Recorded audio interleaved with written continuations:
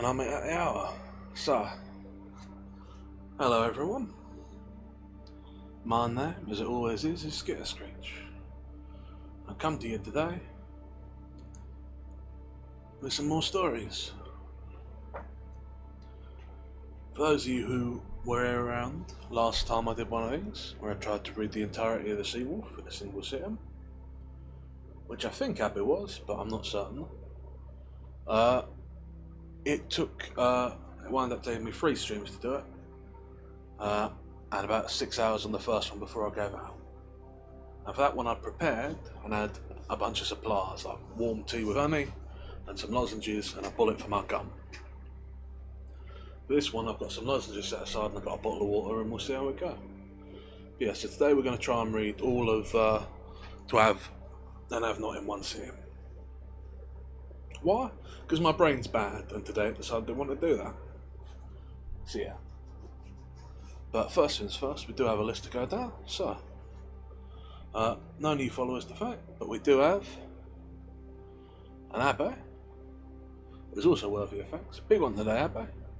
21st. Incredible. I cannot thank you enough. Words genuinely fail me. But I do so appreciate it. If you ever want anything, if you want a head mod, I don't know what the difference is, but you can have it if you want it. But yeah. Then let's see. No badges to show the date. Oh, but I do have some new books to show you. Sorry if my voice is a bit rough. There was a fire in the library earlier, so we've had a bit of smoke. No worries, Wild. I appreciate it. I understand continuing the streak. Yeah, it's fun. But we will be around for a while if you want to come back in later. Like I said, we're going to go as long as I can manage today. Yeah. Oh, it's all fine. I just like what's wrong. There's enough solar energy build up that eventually there was going to be a fire. Nothing damage happened, but there's a little bit of smoke in the air, so if I sound a bit rough, that would be why. But it did mean I was in an unusual part of the library today that I'd never been, well, I hadn't been in for a long time, and I recognised some books down there. So while we were down there, we grabbed, not these ones, there we are, we grabbed 7 new Hemingway, or not Hemingway, Fitzgeralds. So we're cracking them at some point. Good luck with your gazebo, by the way, I hope it all works out. Yeah. So we've got some new Hemingway, well not Hemingway, we've got some new Fitzgeralds, which I'm excited for. I like Fitzgerald, he's a good writer. I don't think there's any other new books, I'll just go check. Nope, that's it for the time being. But yeah, got those already. And then, what else do we have? That's it in terms of announcements and proper stuff, so let's crack on with our little bit of poetry then. Seeing as we're doing Hemingway, it seemed appropriate to get some First World War poetry, so I've got a couple of parts of old poems of Robert Graves, which we'll be doing today. So let me just adjust the mic.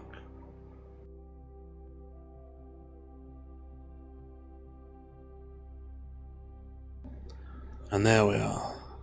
How's that? So yeah, we've got a few of these. We'll see how many we get through.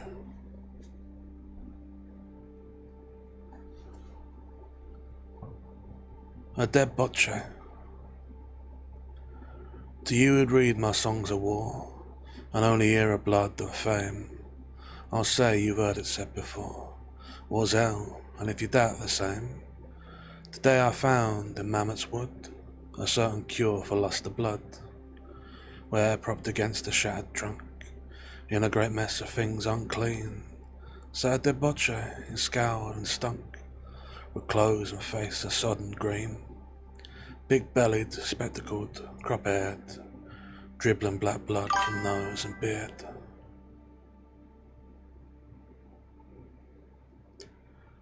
Next up we have Not Dead. Walking through trees to cool my heat and pain, I know that David's with me here again. All that is simple, happy, strong he is. Caressingly I stroke, rough bark of the friendly oak. A brook goes bubbling by, the voice is his. Turf burns with pleasant smoke. I laugh at chaffinch and at primroses, All that is simple, happy, strong he is.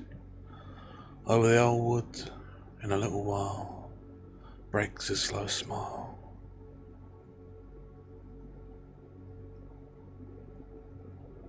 Next we have the Legion. Is that the 23rd Strabo mine, marching below and we still gulping wine? From the sad magic of his fragrant cup, the red-faced old centurion started up. Cursed, batter on the table. No, he said, not that. The 23rd Legion's dead. Dead in the first year of this damn campaign. The Legion's dead, and won't rise again. Pity, our own pities are brave lads that die. But we need pity also, you and I, whom Gallic spear and Belgian arrow miss, who live to see the Legion come to this. Unsoldierly, slovenly, bent on loot, grumbler diseased, unskilled to thrust or shoot. Our brown cheek, muscled shoulder, sturdy far, where are they now, God, watch it straggle bar? The solemn pack, a ragged ugly swan, is that the Legion, Gracchus? Quick, the one. Strabo, said Gracchus, you are strange to know. The Legion is the Legion. It's all right. If these new men are slovenly in your thinking, they'll take it. You're not better than by drinking. They'll all try, Strabo, trust their hearts and hands. The Legion is the Legion while Rome stands. And these same men before the autumn's fall shall bang all Ventericus out of Gaul.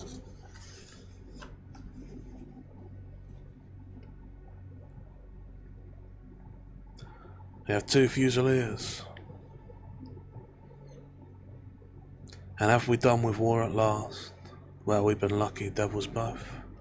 And there's no need of pledge or oath to bind our lovely friendship fast. By firmer stuff, close bound enough. By wire and wood and state we're bound. By fricot and by festibert. By whipping rain and by sun's glare. By all the misery and loud sound. By a spring day, by Picard clay. Show me the 2 so closely bound as we, by the wet bond of blood, by friendship blossoming from the mud, by death we faced the man we found, beauty in death, in dead men, breath. And last tonight we have, to RM, from Frise on the Somme in February 1917, an answer to a letter saying, I am just finishing my fawn poem. I wish you were here to feed him with cherries. Here by a snowbound river, and scraping holes we shiver, and like old bitterns we boon to you plaintively. Robert, how can I rhyme verses at your desire? Sleek fawns and cherry tarn, vague music and green trees, hot sun and gentle breeze. England in June attire, and life born young again.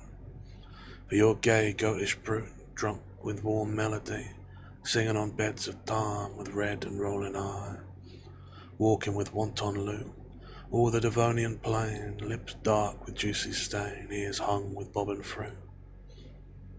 Why should I keep him time? Why in this cold and rime, where even to dream is pain? No, Robert, there's no reason. Cherries are out of season. Our scripts are branch and root, and singing birds are mute.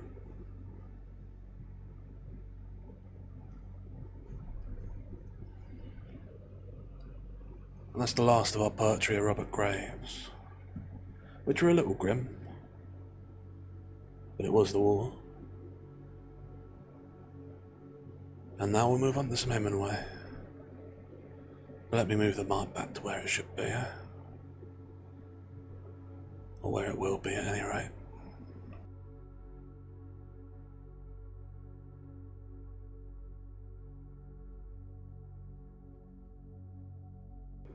It's strange when I do that. I think it gives a bit more closeness, a bit more impact to things. But I feel different when I'm reading like that. I feel more. And normally I don't notice it so much, but these poems are a little heavier than most, so anyway. Let's move over, not to here, to here. So like I said, and is in the stream title. Oh look, someone who deserves to die. Do you want him, Abby, or shall I? Arrest them to see us first. And mind the hand that does it. What was I about? Oh yes, that's right. So as I was saying, tonight, as is mentioned in the stream title, and as I've said several times, we're going to try and read To Have and To Have Not, or To Have and Have Not, until I can't go on anymore, we finish the whole thing. As always, if at any point during the reading you miss something, or need me to repeat something, let me know. I'm happy to go back over it. I'm always happy to hear from you, so if you've got thoughts, comments, questions, let me know. This book is in chapters, so I'll be pausing fairly regular. I'll be stopping to take drinks as we go, and I've got, because it's a long one, I've got lozenges set up to take on the hour. So that'll be happening. But yeah, other than that, I hope you're all sitting comfortably. And if you are, then without any further ado, I shall take a swallow of water and then begin.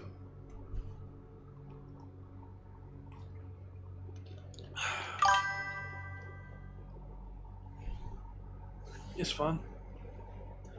He come during the break, right between my transitions, so I had the hands free.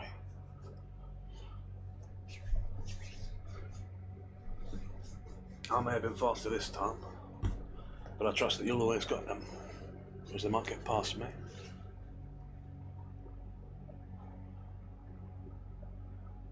Now, what are we about? A farewell to arms. Author's note. In view of a recent tendency to identify characters in fiction with real people, it seems proper to state that there are no real people in this volume. Both the characters and their names are fictitious. If the name of any living person has been used, the use was purely accidental. Part 1. Harry Morgan, Spring. Chapter 1. You know how it is there early in the morning in Havana, with the bums still asleep against the walls of the buildings, before even the arse wagons come by with arse for the bars? Well, we come across the square from the back door of the Pearl of San Francisco Cafe to get coffee, and there were only one beggar awake in the square, and he was getting a drink out of the fountain. But when we got inside the cafe and sat down, there was the three of them waiting for us. We sat down, and one of them come over. "Well," he said. "I can't do it," I told him. "I'd like to do it as a favour, but I told you last night I couldn't. You could name your own price." "It isn't that I can't do it. Oh, sorry, it isn't that. I can't do it, that's all." The two others had come over, and they stood there looking sad. They was nice looking fellows, all right, and I would have liked to have done them the favour. "1,000 apiece," said the one who spoke good English. That made me feel bad, I told him. "I tell you true, I can't do it. Afterwards, when things have changed, it would mean a good deal to you. I know, I'm all for you, but I can't do it." "Why not?" "I make my living with a boat. If I lose her, I lose my living. With the money you can buy another boat. Not in jail." I must have thought I just needed to be argued into it, because the one kept on. "You would have $3,000, and it could mean a great deal to you later. Only this will not last, you know." "Listen," I said, "I don't care who is president here. I don't carry anything to the States that can talk." "You mean we would talk?" One of them who hadn't spoke said. "You're angry." I said, "Anything that can talk. Do you think we are lenguas largas?" "No." "Do you know what a lingua larga is?" "Yes." "One with a long tongue." "And do you know what we do with it?" "That'd be tough with me," I said. "You proposition me." didn't offer you anything. See that, Pancho? Said the one who had done the talking before, to the angry one. He said we would talk, Pancho said. Listen, I said. I told you I didn't carry anything that can talk. Sat liquor can't talk. Demijohns can't talk. There's other things that can't talk. Men can. In China men talk, Pancho said, pretty nastily.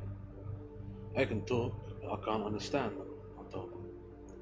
So you won't. It's just like I told you last night. I can't. But you won't talk, Pancho said. The one thing that he hadn't understood right had made him nasty. I guess it was disappointment, too. I didn't even answer him.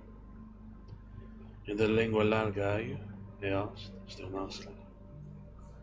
I don't think so. What's that? A threat? Listen, I told him. Don't be so tough early in the morning. I'm sure you cut plenty of people's throats. I haven't even had my coffee yet. So you're sure they've cut people's throats? No, I said. I don't give a damn. Can't you do business without getting angry? I am angry now, he said. I would like to kill you. Ah, hell, I told him. Don't talk so much. Come on, Pancho, the first one said. Enemy, I am very sorry. I wish you would take us. I'm sorry too, but I can't. The three of them started for the door, and I watched them go.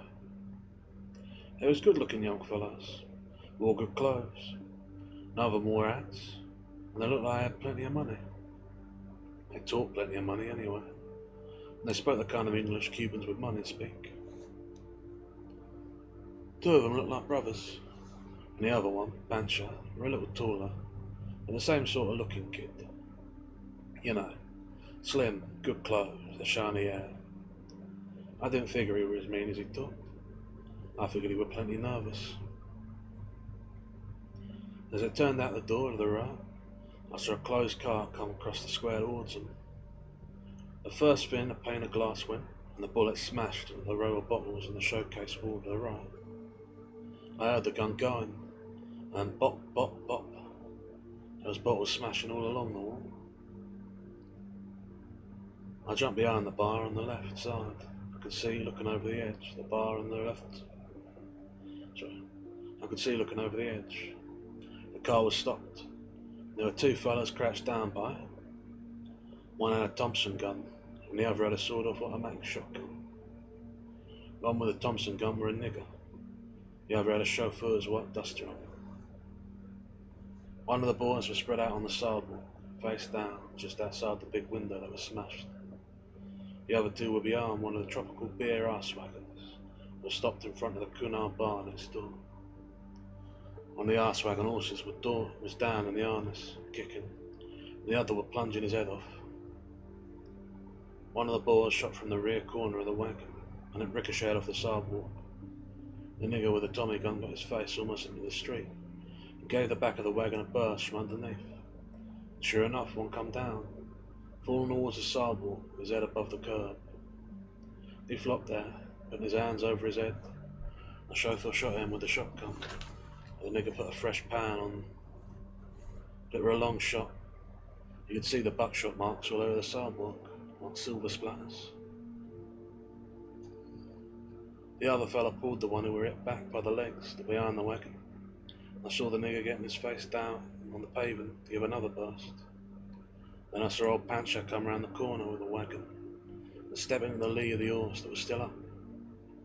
He stepped clear of the horse, his face white as a dirty sheet, and got the chauffeur with a big Luger he had, holding it in both hands to keep it steady. He shot twice over the nigger's head, coming on and once live. He hit a tyre in the car, because I saw the dust blowing and the spurt on the street as the air come out. 10 feet the nigger shot him in the belly with a Tommy gun, and what must have been the last shot in it, because I saw him throw it down, and old Pancho sat down hard and went over forwards. He was trying to come up, still holding on to Luger, and he couldn't get his head up, and the nigger took the shotgun that was lying against the wheel of the car with the chauffeur and blew his head off. Some nigger. I took a quick one out of the first bottle I saw open, and I couldn't tell you yet what it were. The whole thing made me feel pretty bad. I slipped along behind the bar and out through the kitchen in the back, and all the way out. Went clean around the outside of the square, never even looked out towards the crowd that were coming there fast from the cafe. Went in through the gate and out on the dock, and got on board. The fellow who had a charter were on board waiting. I told him what had happened. "Where's Eddie?" the fellow, Johnson, who had chartered us, asked me. Then I saw him after the shooting started. "Do you suppose he were hit?" "Hell no. I tell you, the only shots that come in the cafe were into the showcase. That when the car were coming behind them. That when they shot the first fellow right in front of the window. They come at an angle like this. He's emotionally shot about it," he said. "I was watching," I told him. Then as I looked up, I saw Eddie coming along the dock, looking taller and sloppier than ever. He walked with his joints all slung wrong. There he is. Eddie looked pretty bad. He never looked too good early in the morning, but he looked pretty bad now. "Where were you?" I asked him. "On to Florida." "Did you see it?" Johnson asked him. "Don't talk about it, Mr. Johnson," Eddie said to him. "It makes me sick to even think about it." "You better have a drink," Johnson told him. They said to me, "Well, they were going out." "That's up to you. What sort of a day will it be?" "Just about like yesterday, maybe better." "Let's get out then." As soon as the bait comes." We'd had this bird out 3 weeks fishing in the streams. I hadn't seen any of his money yet, except for $100 he gave me to pay the consul, and clear, and get some grub, put gas in it before we come across. I was furnishing all the tackle, and he had a charter at $35 a day. He slept at an hotel and come aboard every morning. Eddie got me the charter, so I had to carry him. I was giving him $4 a day. "I got to put gas in it," I told Johnson. "Alright. I need some money for that." "How much?" "It's 28 cents a gallon. I ought to put in 40 gallons anyway. That's $11.20. He got out $15. "I want to put the rest on the beer and the ice," I said. "Do you want to put the rest on the beer and the ice?" I asked him. "It's fine," he said. "Just put it down against what I owe you." I think 3 weeks are a long time to let him go. But if we're good for it, what different could I do? You should have paid every week anyway. I let them run the month and got the money. It was my fault, but I'm glad to see it run at first. Only the last few days he made me nervous. But I didn't want to say anything, for fear of getting him plugged at me. If he were good for it, the longer he went the better. "Have a bottle of beer?" he asked me, opening the box. "Nice." Just then the nigger we had getting the bait comes down the dock. I told Eddie to get ready to cast her off. The nigger come on board with the bait. We cast off and started out of the harbour. The nigger fixing them a couple of mackerel, passing the hook through their mouths out of gills, slipping the side and then putting the hook through the other side now, tying the mouth shut on the wire leader, and tying the hook good so it couldn't slip, so the bait would troll was smooth without spinning. He's a real black nigger, smart and gloomy, with blue voodoo beads around his neck, under his shirt, and an old straw hat. What he liked to do on board was sleep and read the paper. But he put on a nice bait and he was fast. "Can't you put on a bait like that, Captain?" Johnson asked me. "Yes, sir. Why did you carry a nigger to do it?" "When the fish are on, you'll see," I told him. "What's the idea?" "You can do it faster than I can." "Can't Eddie do it?" "No, sir. Seemed an unnecessary expense to me. He'd been giving the nigger $1 a day, and the nigger had been on rum every night. I can see him getting sleepy already." "He's necessary," I said. By then we had passed the smacks to their fish car anchored in front of the cabanas, and the skiffs anchored fishing for muttonfish from the rock bottom by the Morrow, and I headed her out where the Gulf made a dark line. Eddie put the 2 big teasers out, and the nigger had baits on 3 rods. The stream was in almost a sounding, and as we come towards the edge you could see her running nearly purple with regular whirlpools. There were a light east breeze coming up, and put up plenty of flying fish.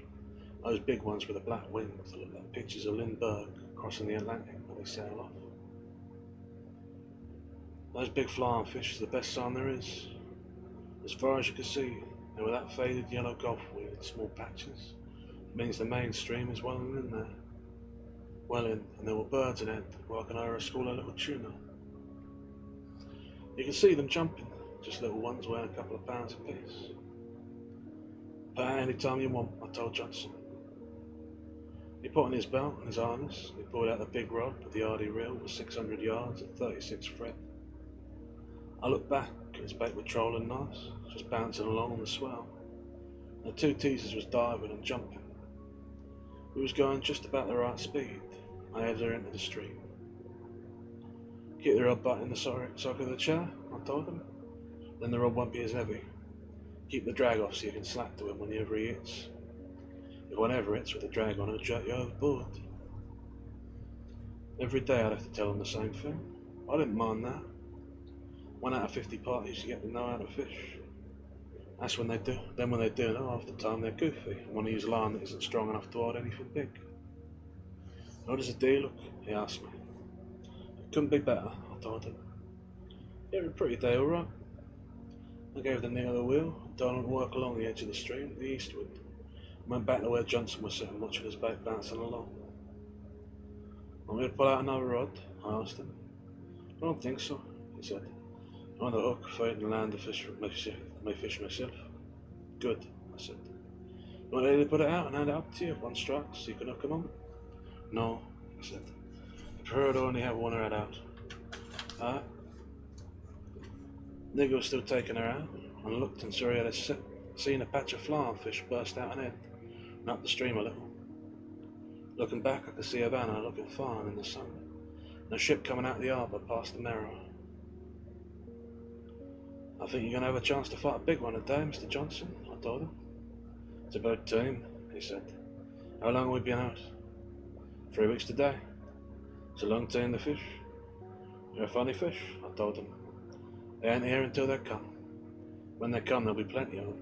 And they always come. If they don't come now, they're never coming. The moon's right. There's a good stream and we're going to have a good breeze. There are some swell ones when first we came. Yeah, I said. Like I told you. The small ones thin out and stop before the big ones come. You party boat captains always have the same line. Either it's too early or too late, or the wind isn't right, or the moon is round. But you take the money just the same. Well, I told him. Yellow it is, it's usually too early or too late. With plenty of time the wind is wrong. And when you get a day that's perfect, you're ashore without a party. You think today's a good day? Well, I told him. I've action enough for me already, did I? I like to bet you're going to have plenty. I hope so, he said. We set it down to troll. Eddie went forward and laid down. I was standing up watching him for a tower show. Every once in a while the nigger would doze off, and I was watching him too. I bet he had some nuts. "Do you mind giving me a bottle of beer, Captain?" Johnson asked me. "No, sir," I said. I dug down in the ice to get my cold one. "Won't you have one?" he asked. "No, sir," I said. "I'll wait till tonight." I opened the bottle and was reaching it towards him when I saw the big brown bugger with a spear on him longer than your arm burst head and shoulders out of the water and smash at the mackerel. It looked as big round as a sawlog. "Sack it to him," I yelled. "He hasn't got it," Johnson said. "Hold it then." He'd come up from deep down and missed it. I knew he'd turn and come for it again. You're ready to turn it loose to him the moment he grabs it. And I saw him coming from beyond under the water. You could see his fins out wide, like purple wings, and the purple stripes all across the brown. He'd come on like a submarine. His top fin come out, and you could see it slice the water. And he'd come right behind the bait, and his spear come out too, sort of whack it to clear of the water. "Let it go into his mouth," I said. Johnson took his hand off the reel spool, and it started to whirl. And the old marlin turned and went down. I could see the whole length of him shine bright silver as he turned broadside. Then it off fast towards shore. "Put on a little drag," I said. "Not much." He screwed down the drag. "Not too much," I said. I could see the line slant up. "Shunt it down hard and sock him," I said. You've got to sock him, he's going to jump anyway. Johnson screwed the drag down and come back on the rod. Sock him, I told him. Stick it to him. Hit him half a dozen times. He hit him pretty hard a couple of times more. Then the rod bent double, and the reel commenced to screech, and out he come. Boom! And a long straight jump, shining silver in the sun, making it splash, like throwing an horse off a cliff. He's up in the drag, I told him. He's gone, said Johnson. The hell he is, I told him. He's up on the drag, quick. I could see the curve in the line. The next time he jumped, it were astern and headed out to sea. Then he come out again and smashed the water wide. I could see he was hooked in the side of the mouth. The stripes so clear on him. He were a farm fish, bright silver now, bar with purple and as big round as a log. He's gone, said Johnson. The line was slack. Reel on him, I said. He's up good. Put her head with all the machine, I helped the nigger. Then once, twice, he come out stiff as a post. The whole length of him jumping straight towards us, throwing the water high each time he landed. The line come taut, and I saw he read it inshore again. I could see he were turning.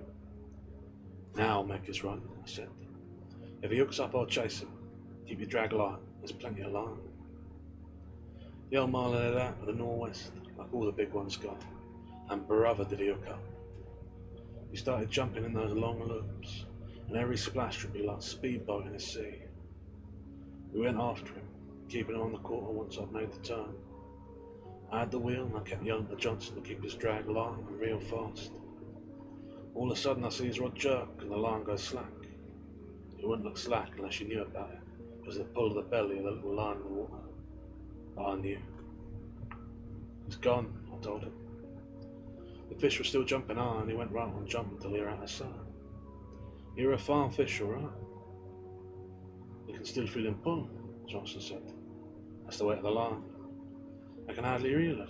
Maybe he's dead. Look at him, I said. He's still jumping. We could see him out half a mile, still throwing out spouts of water. I felt his drag. He had it screwed down tight. He couldn't pull out any line, he had to break. Didn't I tell you to keep your drag line? He kept taking out lean. So what? So I tightened it. Listen, I told him. If you don't get them line when they hook up like that, they break it. There ain't any line will hold them. When they want it, you've got to give it to them. You have to keep a light drag. The market fishermen can't hold them tight, and they do that, even with an harpoon line. What we have to do is use a boat to chase them, so they don't take it all when they make their run. After they make their run, they'll sound, and you can tighten up the drag and get it back. If it hadn't broken, they would have caught him. You'd have had a chance. He couldn't have kept that up, could he? He can do plenty of other things. It isn't till after he's made his run that the fight starts. Well, let's catch one, he said. You have to reel in the line first, I told him. We looked at that fish and lost him without waking Eddie. Now did he come back astern. What's the matter? He said. Eddie were a good man on the boat once, before he got to be a rummy. He ain't any good now.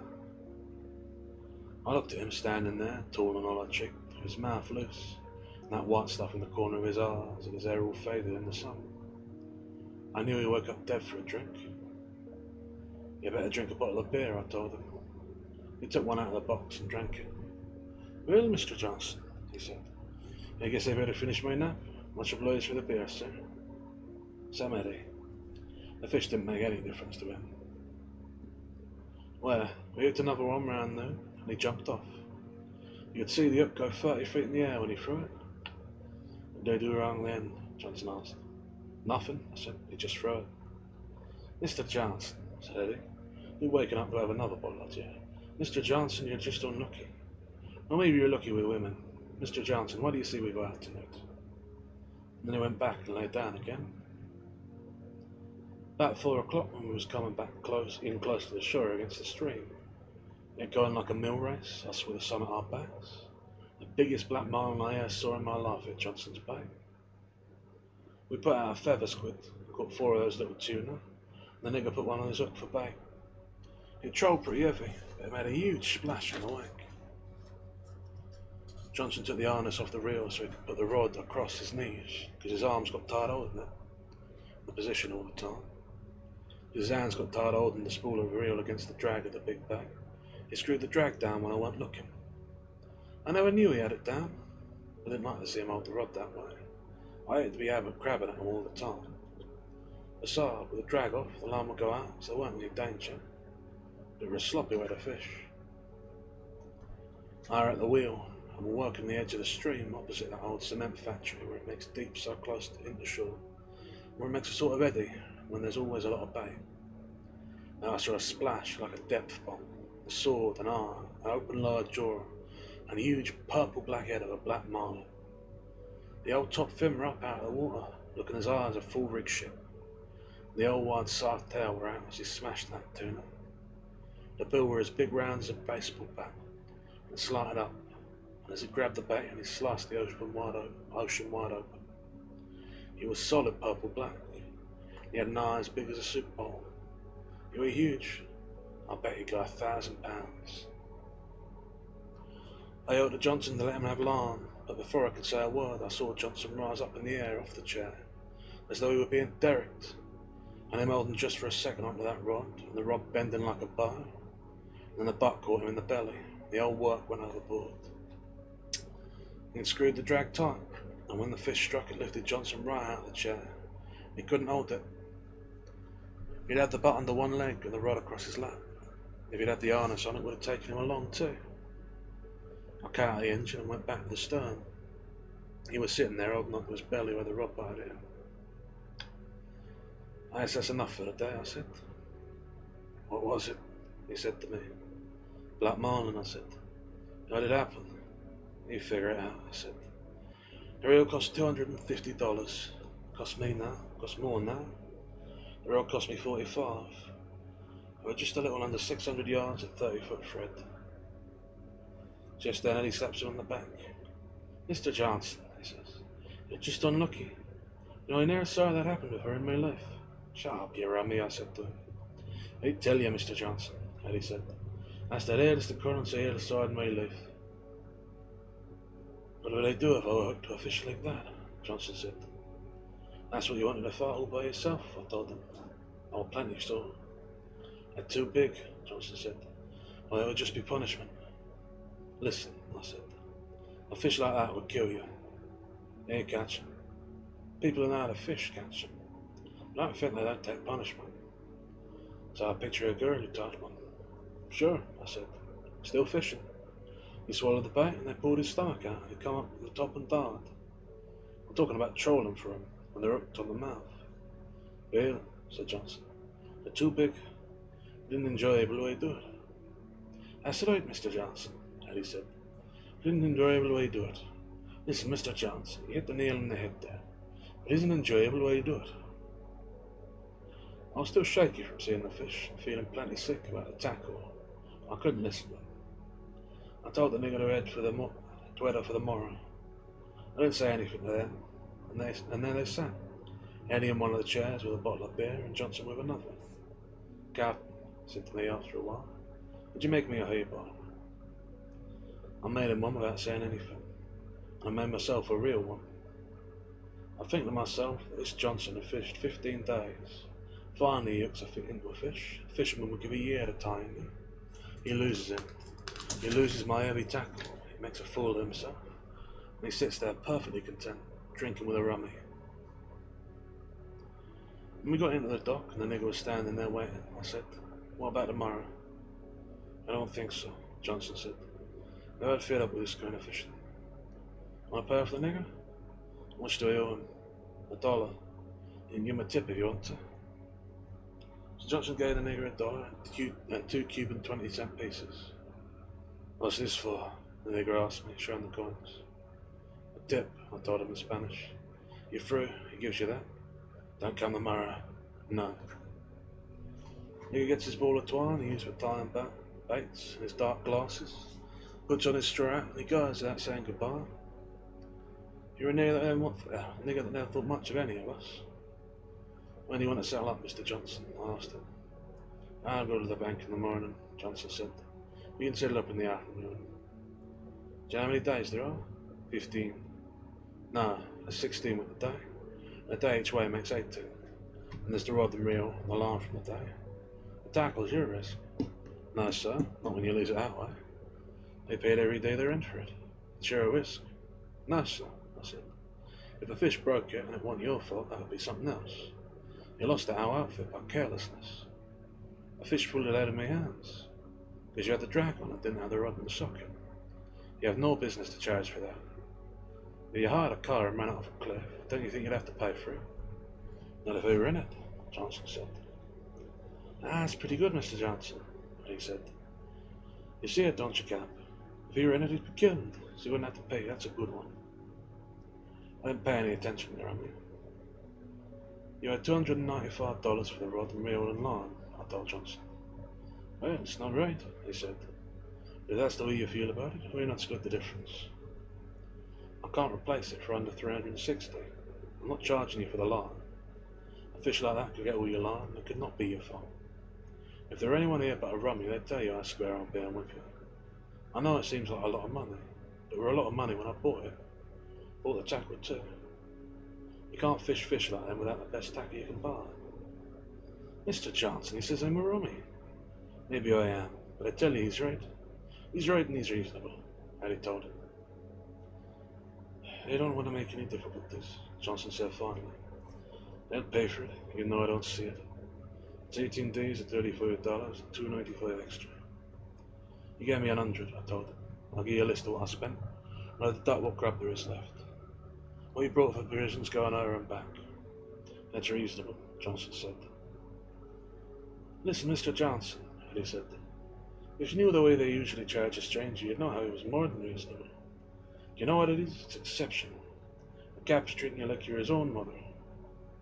I'll go to the bank tomorrow. Come down in the afternoon.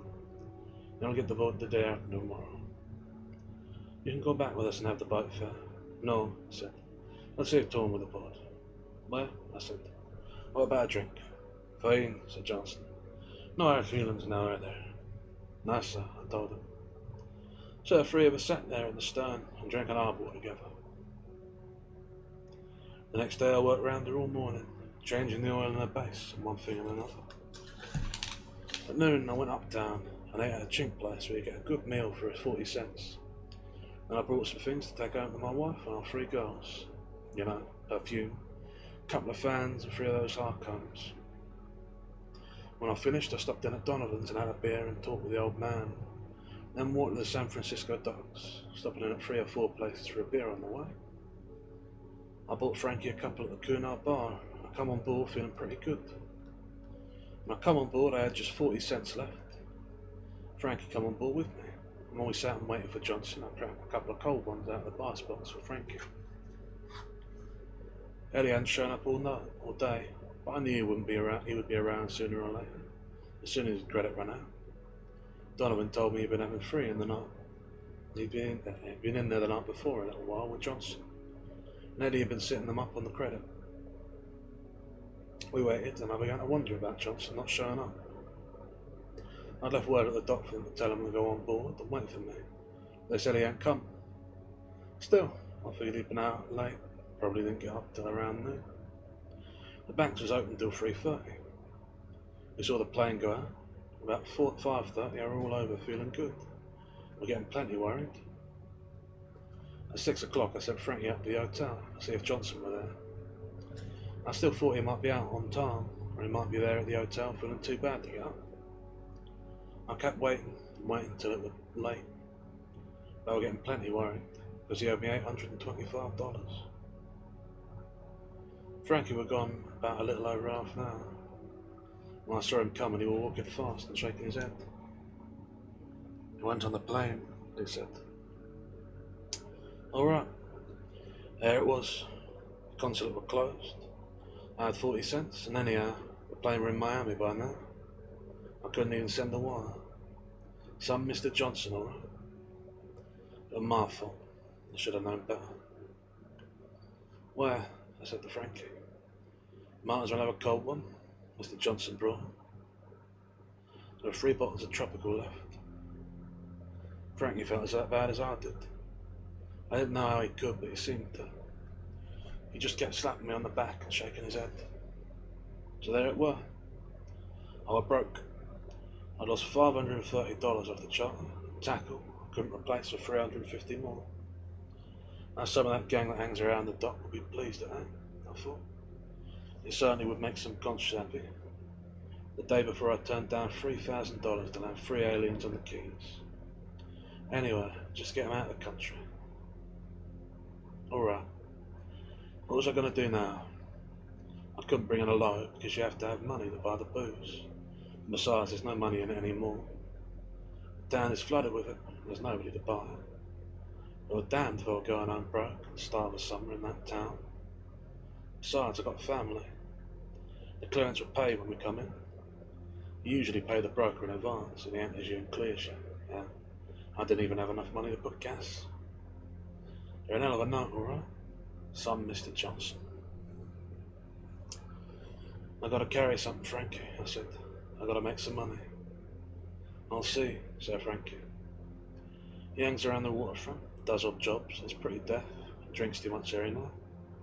He now saw a fellow more loyal, more with a better eye. I've known him since I first started to run over there. He used to help me load plenty of drums. And when I quit handling stuff and went party boating and broke out the sword fishing in Cuba, I used to see him a lot around the dock and around the cafe. He seems dumb. He usually smiles instead of talking. That's because he's deaf. You carry anything? Frankie asked. Sure, I said. I can't choose now. Anything? Sure. I see, Frankie said. Where will you be? I'll be at the Perla, I told him. I have to eat. You can get a good meal at the Perla for 25 cents. Everything on the menu. Hey Layla, good to have you. Appreciate you stopping by. We're just on the first chapter of To Have and To Have Not. We've got a fellow who, he's the captain of a small ship, just been screwed out of a pretty significant amount of money on a marlin fishing expedition. He's now broke in Havana and is now looking to pick up any cargo he can to make the money back to, to be able to feed his family over the season. And we saw him just the other day turn down $3,000 to smuggle some people over to the Americas. So that's right. Yeah. You carry anything? Frankie asked. Sure, I said. I can't choose now. Anything? Sure. I'll see, Frankie said. Where will you be? I'll be at the Perla, I told him. I have to eat. You can get a good meal at the Perla for 25 cents. Everything on the menu's a dime except soup, and that is a nickel. I walked as far as there with Frankie. I went in, and he went on. Before he went, he shook me by the hand and clapped me on the back again. Don't worry, he said. Me, Frankie, much politics, much business, much drinking. No money? A big friend. Don't worry. So long, Frankie, I said. Don't you worry either, boy. That's the end of chapter 1. I'll have my quick drink and we'll do a little bit of commentary.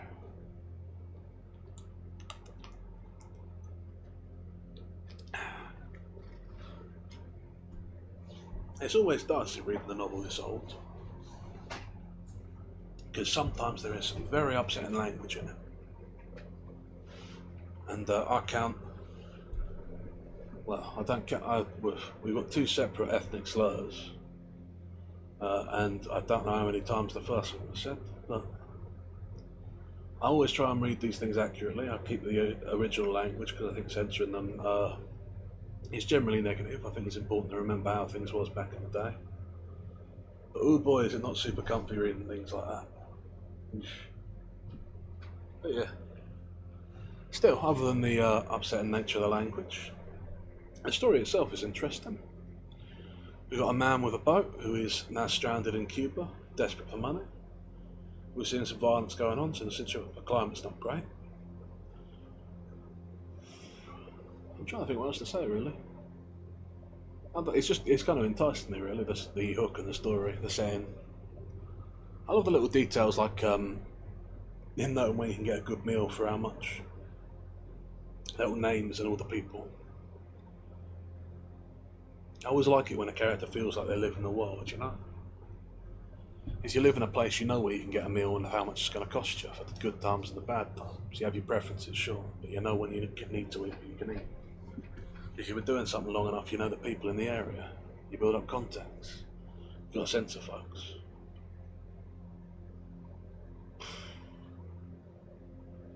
I don't think I've got too much else to say. So I'll just press on. I do think that this is going to be a good one. So, chapter 2. I went into the parlour and sat down at the table. They had a new pane of glass in the window that had been shot up, and the showcase were all filled up, all fixed up.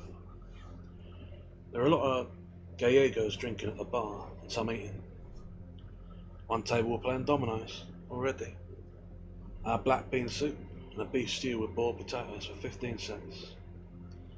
A bottle of Tui beer brought it up to a quarter. When I spoke to the waiter about the shooting, he wouldn't say anything. He was all plenty scared. I finished the meal, sat back and smoked a cigarette, and rubbed my head off. Then I saw Frankie coming in the door with someone behind him. Yellow stuff, I thought to myself. So it's yellow stuff. This is Mr. Singh, Frankie said and smiled. He'd been pretty fast, alright, and he knew it. How do you do? Said Mr. Singh. No, let's not do that voice.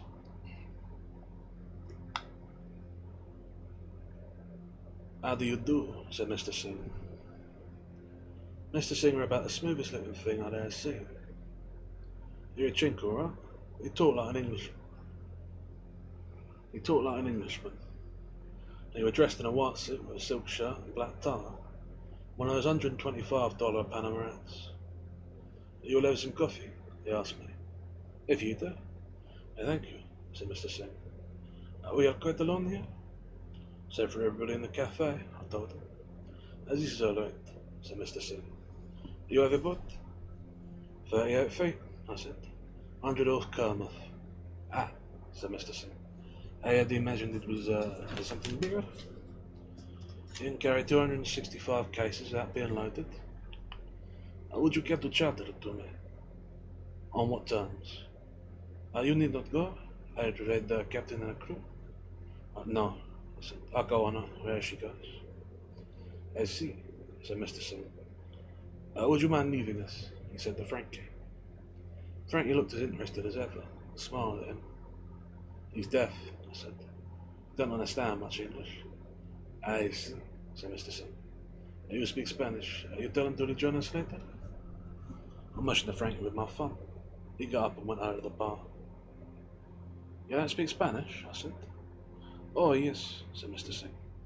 And now, what are these circumstances that have made you consider I'm broke? I see, said Mr. Singh. Does the boat owe any money? Can she be liable? No, quite so, Mr. Singh said. How many of my unfortunate compatriots could your boat accommodate? You mean carry? That's it. How far? A day's voyage. I don't know, I said. She could take a dozen if they didn't have any baggage. They would not have baggage. Where do you want me to carry them? I'd leave that to you, Mr. Singh said. You mean where they land them? You would embark them for the Tortuga, or the schooner would pick them up. Listen, I said. There's a lighthouse at the Tortugas on Loggerhead Quay with a rager that works both ways. Quite, said Mr. Singh. It would certainly be very silly to land on them there. And what? I said you would embark them for there. That is where the passage calls for. Yes, I said. You would land them wherever your best judgment dictated. Was the schooner come to Tortuga to get them? Of course not, said Mr. Singh. That's silly. How much is that worth an head? $50, said Mr. Singh. No. I would 75 too. What are you getting at? Oh, that's quite beside the point. You see, there are a great many facets, or you would say angles, to my issuing the tickets. It does not stop there. Yes, I said. And what I'm supposed to do don't have to be paid for either, eh? I see your point absolutely, said Mr. Singh. Should we say $100 apiece? Listen, I said. Do you know how long I would go to jail if they pick me up on this? 10 years, said Mr. Singh. 10 years at least. But there is no reason to go to jail, my dear Captain. You run only the one risk, and when you load your passengers, everything else is left to your discretion. And if they come back on your hands, that's quite simple. I will accuse you to them of having betrayed me. I will make a partial refund and ship them out again. They realize, of course, that it is a difficult voyage. What about me? I suppose I should send someone to the consulate. I see. $1,200, Captain. He's not to be despised at present. When will I get the money? 200 when you agree, and 1,000 when you look. Suppose I went off with 200. I could do nothing, of course. He smiled. But I knew you wouldn't do such a thing, Captain. And you got the 200 with you? Of course. Put it under the plate. He did. Alright, that's it. I'm clear in the morning, but out at dark. Now when do we load? Now where do we load? I would back it down, not be. Alright, you got it fixed? Of course. Of course. I'm going to pause that, because we're about to end the outbreak. Here we are, people smuggling. And now the ads is on. So I have my swallow of water as is traditional.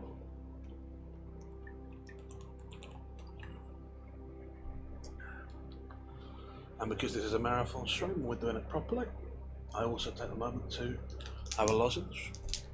I don't feel any problems in my throat yet, but what is it they say? An ounce of prevention is worth £1 to cure. So we have one of them right now. People smuggling then it is, which is hardly surprising, given the note that you have $3,000 worth of people smuggling just the other day. Now this job he has now is paying significantly worse, and is significantly shadier as well. Not a legitimate operation to get people out of the country and do another one, but just scamming folks. Nasty business that is. But if you're desperate, you're desperate. And it wasn't lost on me that with his 40 cents he couldn't afford to have another good meal at this place, which presumably is the cheapest one in town. Well, that's not entirely true. He could afford another good meal, but he couldn't have a beer with it. And if you can't have a beer with your good meal, is that a good meal at all, really?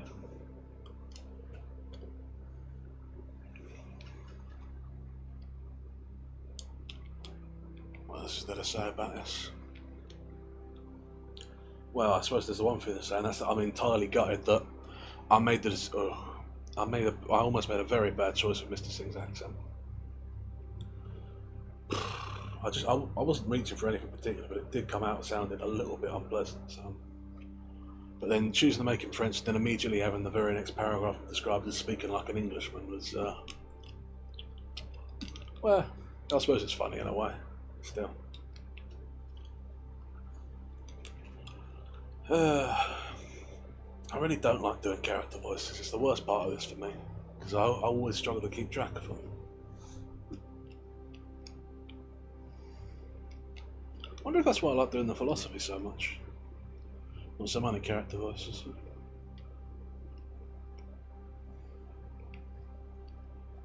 But yeah, it's an interesting story so far. Yeah, Harry Morgan seems like a decent fellow who's sort of pushing through hard times, but his first concern is for his family, which is respectable. Still, good men making bad choices.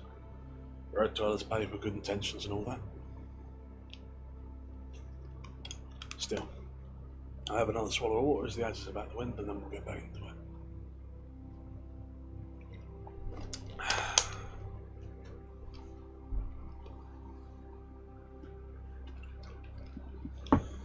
And that should be the end of the ad break. So, where were we? Nah, where do we load? I was back around, Obi. Alright, you got it fixed? Oh, of course. Now about the load, I said. You'll shed 2 loads, one above the other at the port. I'll come in when I see him. You come out in a boat and load from the boat. You come yourself and you bring the money. I won't take one on board till I have it. No, he said.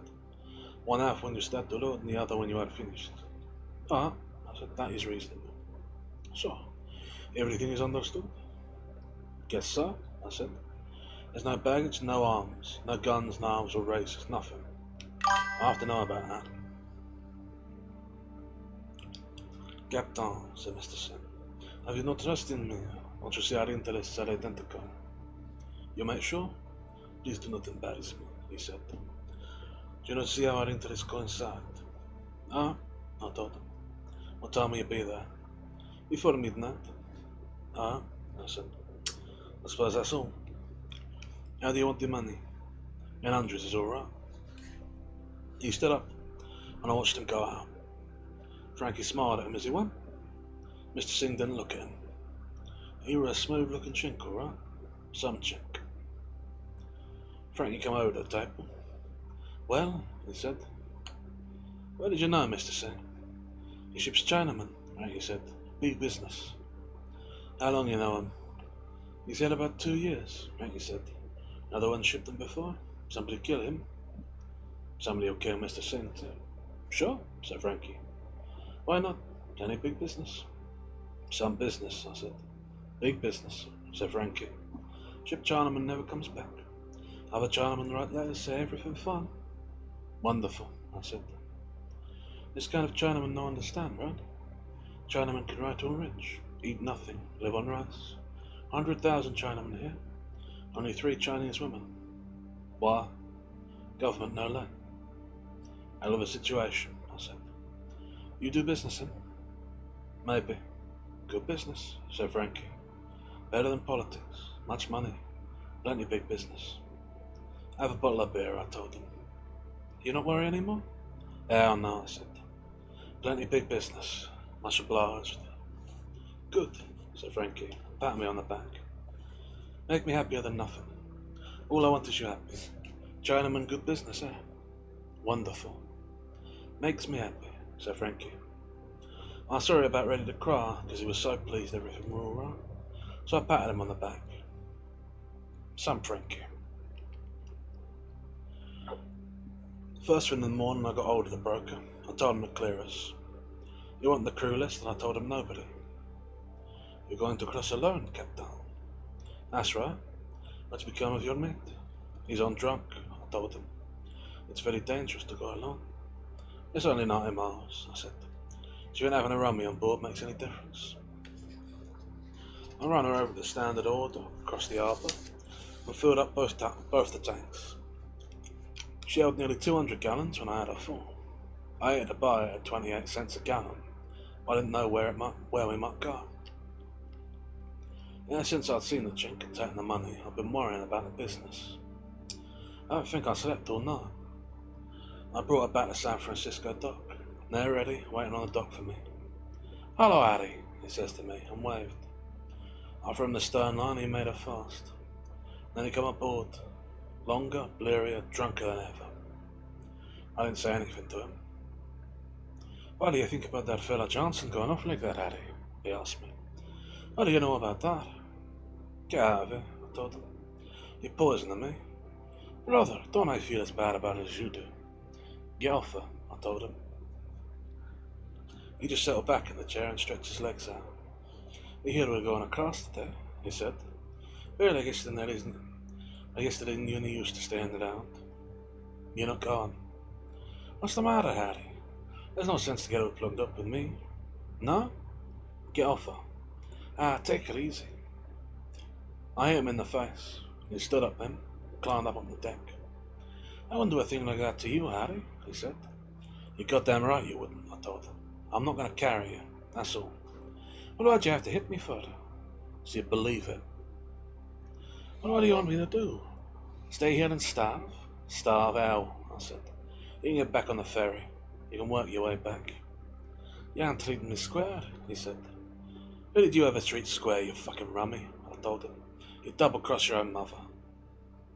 That was true too, but I felt bad about it, innit? You know how you feel when you're at a drunk, but I wouldn't carry him the way things was now, not even if I wanted to. He started to walk off down the dock, looking longer than a day without breakfast. Then he'd turn and come back. Asked to let me take a couple of dollars, Hattie. I gave him a $5 bill of the chance. He always knew you was a pal, Hattie. Why don't you carry me? You're bad luck. You're just plugged, he said. Never mind, old pal. You'll be glad to see me yet. Now he had money, he went off a good deal faster. But I tell you, it was poison to see him walk, even. He walked just like his joints was backwards. I went up to the parlour and met the broker, and he gave me the papers and I bought him a drink. Then I had lunch, and Frankie come in. "Well, I'll give me this for you," he said, and handed me a rolled up sort of tube wrapped in paper and tied with a piece of red string. It looked like a photograph when I wrapped it, and I unrolled it thinking it was maybe a picture of one as someone round the dock had taken of the boat. Alright. It was a close-up picture of the head and chest of a dead nigger, with his throat cut clear from ear to ear, then stitched up neat and a card on his chest saying in Spanish, "This is what we do to lenguas largas." "Who gave it to you, Frankie?" I asked. He pointed out a Spanish boy that works around the docks. He was just about gone with a com. This kid was standing at the lunch counter. I asked him to come over. A kid come over. He said 2 young fellas give it to him about 11 o'clock. They asked him if he knew me and he said yes, and he gave it to Frankie for me. They gave him $1 to see that I got it. They was well dressed, he said. "Politics," Frankie said. "Ah, yes," I said. "They think you told the police you were meeting those boys here that morning." "Ah, yes." "Bad politics," Frankie said. "Good thing you go." "Did they leave any message?" I asked the Spanish boy. "No," he said. "Just to give you that." "I'm going to leave now," I said to Frankie. "Bad politics," Frankie said. "Very bad politics." I had all the papers in a bunch the broker had given me, and I paid the bill, walked out of the cafe and across the square. Through the gate, I was plenty glad to come through the warehouse and get out on the dock. Those kids had me spooked, alright. They were just dumb enough to think I'd tip somebody off about the other lot. Those kids were like Pancho. When they were scared, they got excited. When they got excited, they wanted to kill somebody. I got on board and warmed up the engine. Frankie stood on the dock watching. He was smiling that funny death smile. I went back to him. "Listen," I said, "don't you get any trouble about this." He couldn't hear me. I had to yell at him. "Make good politics," Frankie said. He cast her off. That's the end of chapter 3. Well, not sure that's the end of chapter 2. I'm looking at chapter 3, which is what I was thinking. Yeah. I'll have a quick swallow of water and then we'll do a little thinking, shall we? So, human smuggling. Now, not even the kind where you actually take a person, just defrauding them out of their money and hoping the best. Ooh.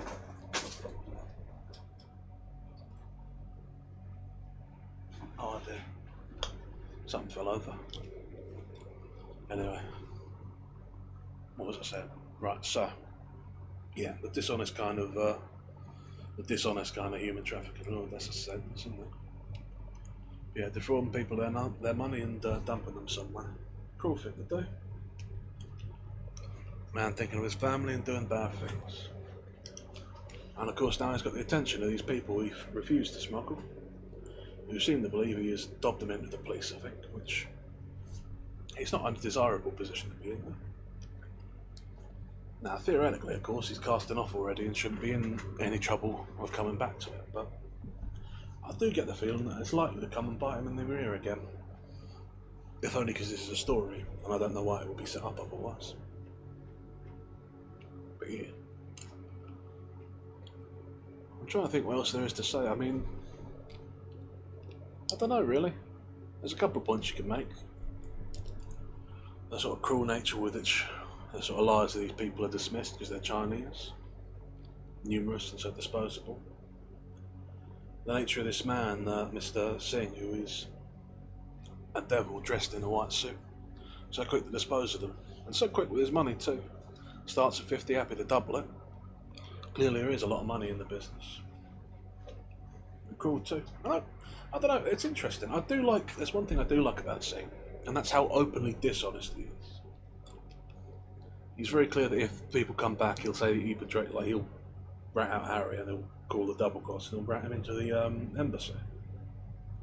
He's frank and he's forward about that, which I think is kind of admirable, in a sort of scummy way. It's honest, if nothing else. But yeah. It's an interesting character trait in my mind.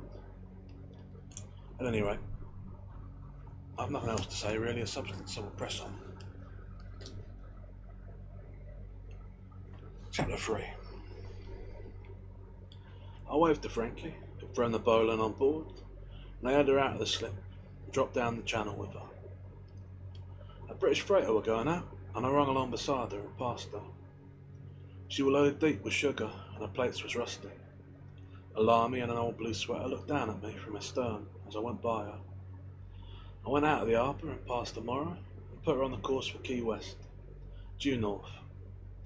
I left the wheel and went forward and caught up the bowline, and I come back and held her on her course, spreading the Havana out astern and then dropping it off behind us as we brought up the mountains up. I dropped the Morrow out of sight after a while, and then the National Hotel, and finally I could just see the dome of the Capitol. There weren't much current compared to all the last day we had fished, and there were only a light breeze.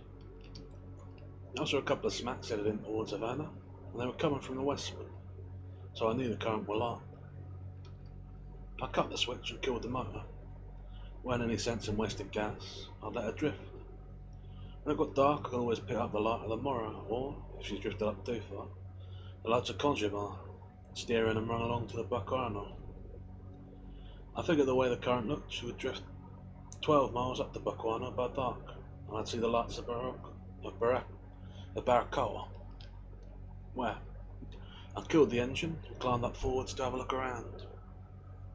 All the way to sea were the two smacks off to the westward heading in, and way back the dome of the Capitol, standing up, white out of the edge of the sea. There was some gulfweed on the stream and a few birds working, but not many. I sat up there a while on top of the house and watched, but the only fish I saw were the little brown ones that use around the gulfweed. Brother, don't let anybody tell you there isn't plenty of water between Havana and Key West. I was just on the edge of it. After a while I went down into the cockpit again, and there was Eddie. What's the matter? What's the matter with the engine? She broke down. Why hadn't you got the hatch up? Ah, hell, I said.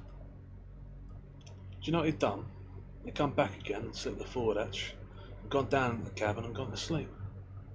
He had 2 quarts with him. He'd gone into that first bodega he'd seen and bought it and come aboard. When I started out, he woke up and went back to sleep again. When I stopped her out in the Gulf and she began to roll a little with the swell, it woke him up. I knew you'd carry me, Harry, he said. Carry you to hell, I said. You're not even on the crew list. I've got a good mind to make you jump overboard now. You're no old joker, Harry, he said. Us conscious hard to stick together when we're in trouble. You, I said, with your mouth. Who's going to trust your mouth when you're old? I'm a good man, Harry.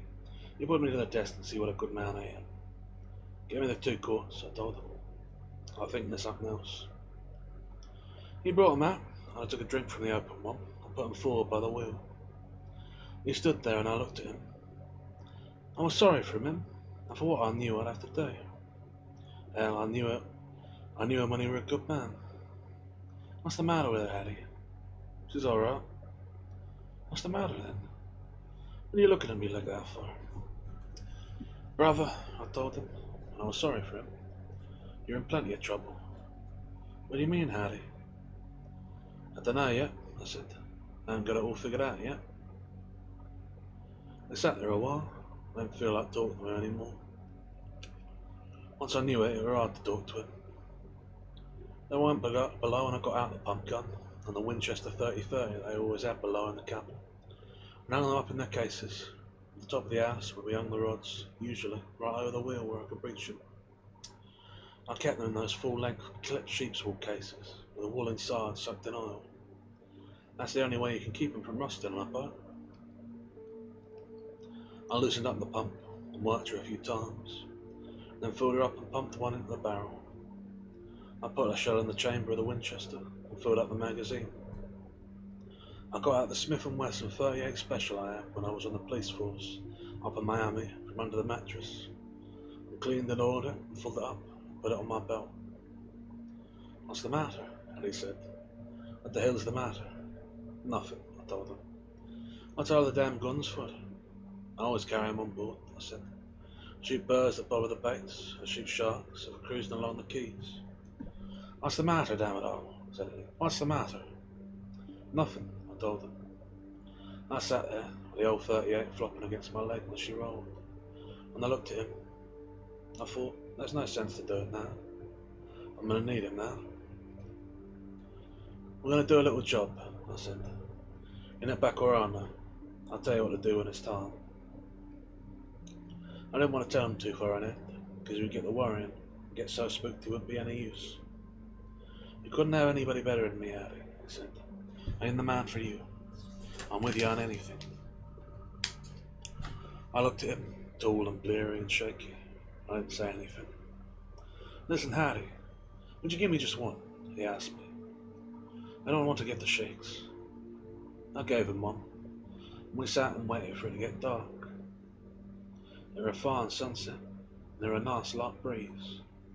When the sun got pretty well down, I started the engine and headed her in slow towards land. That's the end of chapter 3. So, Harry Morgan were a police officer, which makes me think less of him. And he's going to kill his friend, which also makes me think less of him. I understand why he's going to do it, but it's not a respectable thing to do in my book. That said, Eddie has put his foot in it pretty badly, yeah? If you can't trust a man to keep his mouth shut, you do not want him involved in your illegal operations. Now, it'd be more respectful of him to take Eddie back to shore and kick him off the boat and make a sort of show of it. You know, I mean, he wasn't legally on the thing, he wasn't on the list. But it's just more complications, isn't it? So, I think Eddie was done for the moment the engine cut out and he started drifting.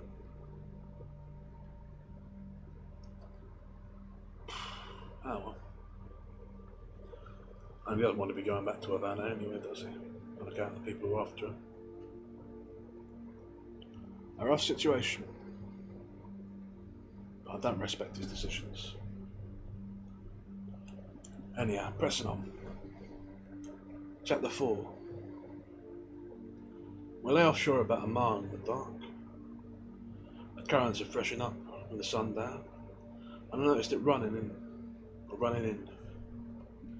I could see the Morro light way down to the westward, the glow of Havana, and the lights opposite us were the Rincon and the Barraca. I headed her up against the current until I was past Bacarana, nearly the Conjumar. Then I let her drift down. We were plenty dark, but I could tell good where where we were. I had all the lights on. "What's it going to be, Addy?" Eddie asked me. "You were beginning to be spooked again." "What do you think?" "I don't know," he said. "You got me worried." We were pretty close to the shakes. When he come near me, he had a breath like a buzzard. "What time is it?" "What time is it?" "You gotta go down and see," he said. He come back and said it were 9:30. "You hungry?" I asked him. "No," he said. "You know I couldn't eat, Harry." I told him. "You can have one." After he had it, I asked him how he felt. He said he felt fine. "I'm going to give you a couple more in a little while," I told him. "I know you haven't got any cojones unless you got rum. There ain't much on board, so you better go easy." "Tell me what's up," said Eddie. "Listen," I said, talking to him in the dark. "We're going to Bacarana and pick up 12 chicks. You take the wheel while I tell you to, and you do what I tell you to. We'll take the 12 chinks on board and we'll lock them down below, forward. We'll lock them below forward. Go on forward now and fasten the anchor from the outside." We went up, and I saw him shadowed against the dark. He come back and he said, "Howdy, can I have one of those now?" "No," I said. "I want you run brave. I don't want you useless." "I'm a good man, Howdy, you'll see." "You're a rummy." I said, "Listen, one chink is going to bring the 12 out. He's going to give me some money at the start. When they're all on board, he's going to give me some more money. When you see him start to hand me more money the second time, you put her in head and hook her up and head her out to sea. Don't you pay any attention to what happens. You keep her going out no matter what happens. Do you understand?" "Yes." When the chink starts bursting out the cabin and coming through the hatch once we're out and underway, you take that pump gun and blow them back as fast as they come out. "Do you know how to use a pump gun?" "No." "You can show me?" "You'll never remember." "Do you know how to use a Winchester?" "I just pump the lever and shoot it." "That's right," I said. "Only don't shoot any holes in the eye." "You'd better give me that other drink," Eddie said. "Ah, I'll give you a little one." I gave him a real one. I knew they wouldn't make him drunk now, not pouring them into all that fear. Each one would work for a little while. After he drunk this, Eddie said, just as though he was happy, "So we're gonna run chinks?" "Well, by God, I always said I didn't run Chinaman if I were ever broke." "But you never got broke before, eh?" I said to him. "You were funny, all right." I gave him 3 more drinks to keep him brave for 10:30. It was funny watching him. It kept me from thinking about it myself. I haven't figured on all this way. I plan to leave after dark, run out, just out of the glare and coast along the coast, you know. A little before I landed, I saw the 2 lights show on the point. I waited a little while, and then I took her in slow. Back where I know was a cove, where there used to be a big dock for loading sand. There's a little river that comes in when the rains open the bar across the mouth. The northers, in the winter, pile the sand up and close it. They used to go in with schooners and load guavas from the river. There used to be a town, but the hurricane took it. When it's all gone now, except one house that some Gallegos built out of the shacks the hurricane blew down, that they use for a clubhouse on Sundays when they come out to swim and picnic from Havana. There's one other house where the Delgate lives, but it's back from the beach. Each little place like that, all down the coast, is a government delegate. I figure the chink must use his own boat and have him fixed. As we come in, I could smell the sea grapes, the sweet smell from the brush you get off the land. "Get forward," I said to Eddie.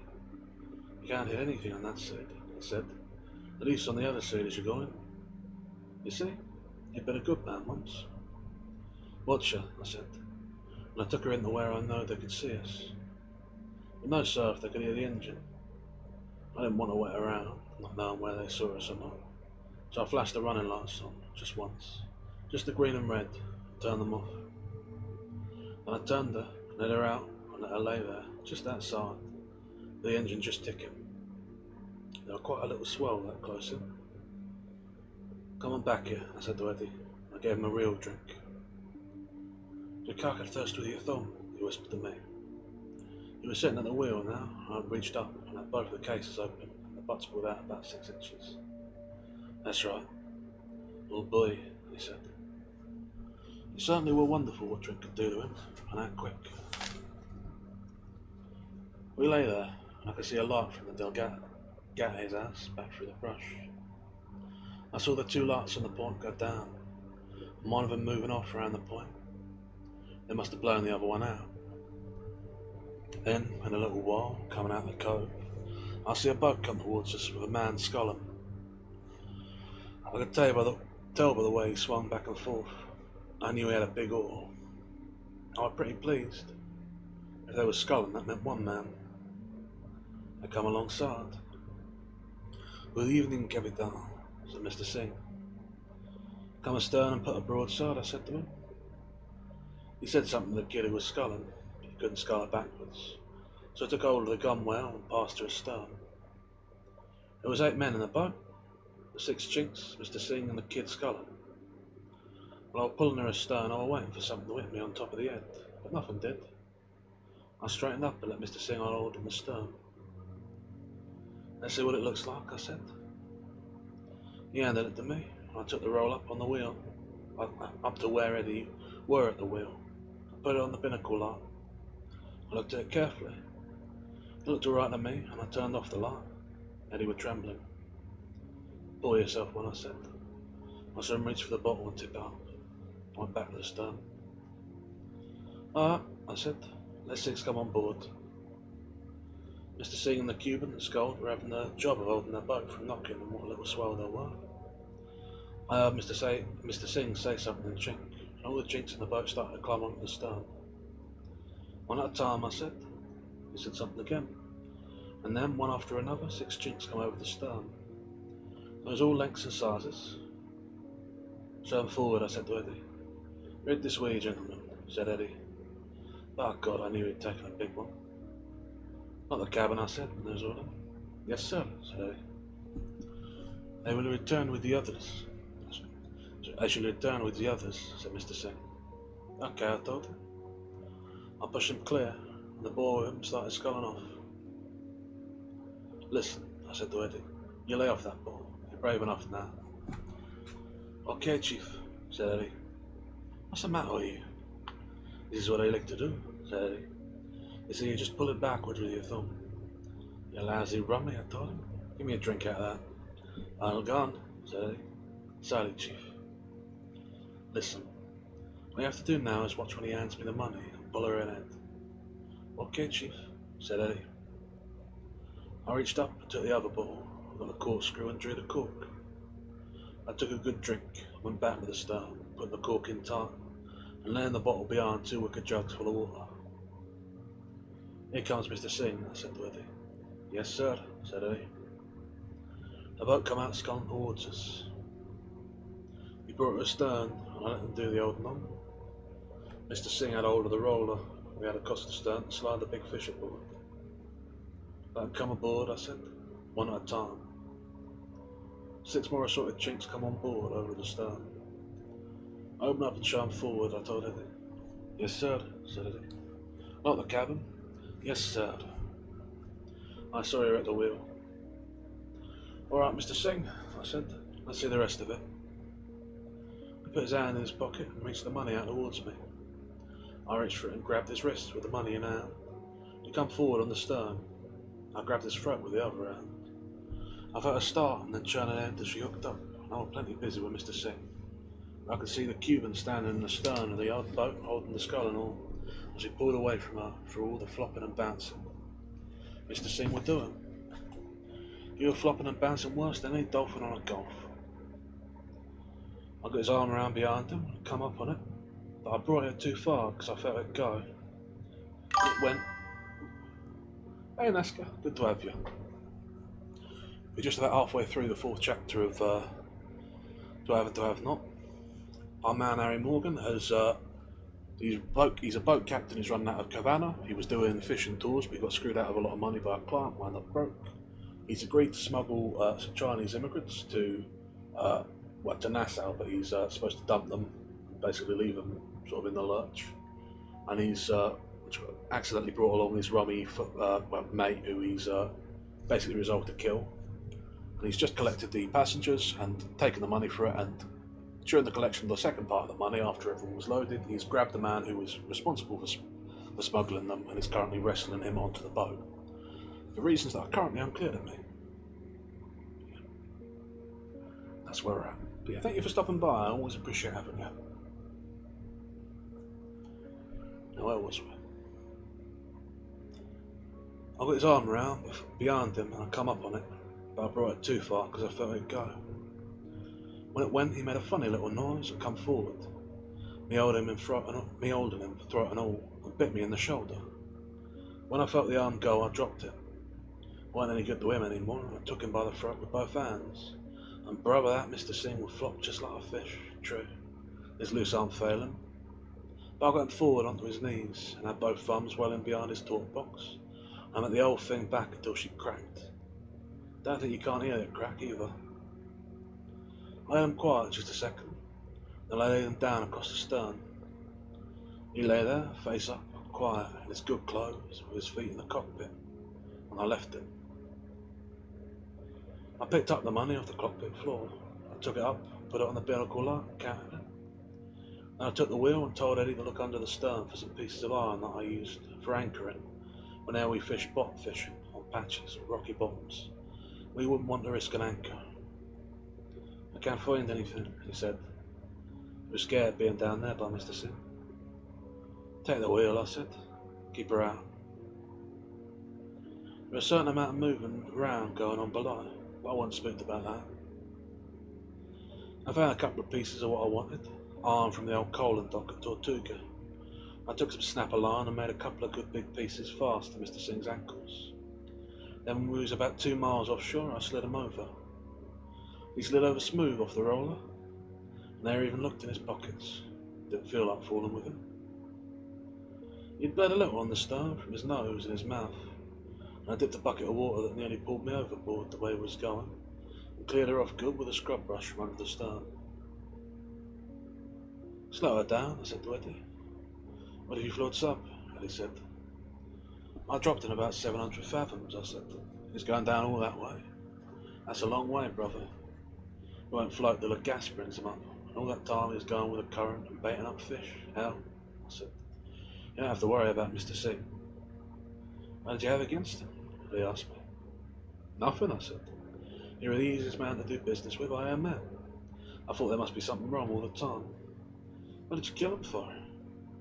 To keep from killing 12 other chunks, I told him. Harry, he said, you've got to give me one because I can feel him coming on. It'd be sick to see his head all loose like that. Shall I give him one? What about the chinks? He said. I want to get him out as quick as I can, I told him, before they smell up the cabin. Where are you going to put him? We'll run him right in the Long Beach, I told him. Take her in now? Take her in now? Sure, I said. Take her in slow.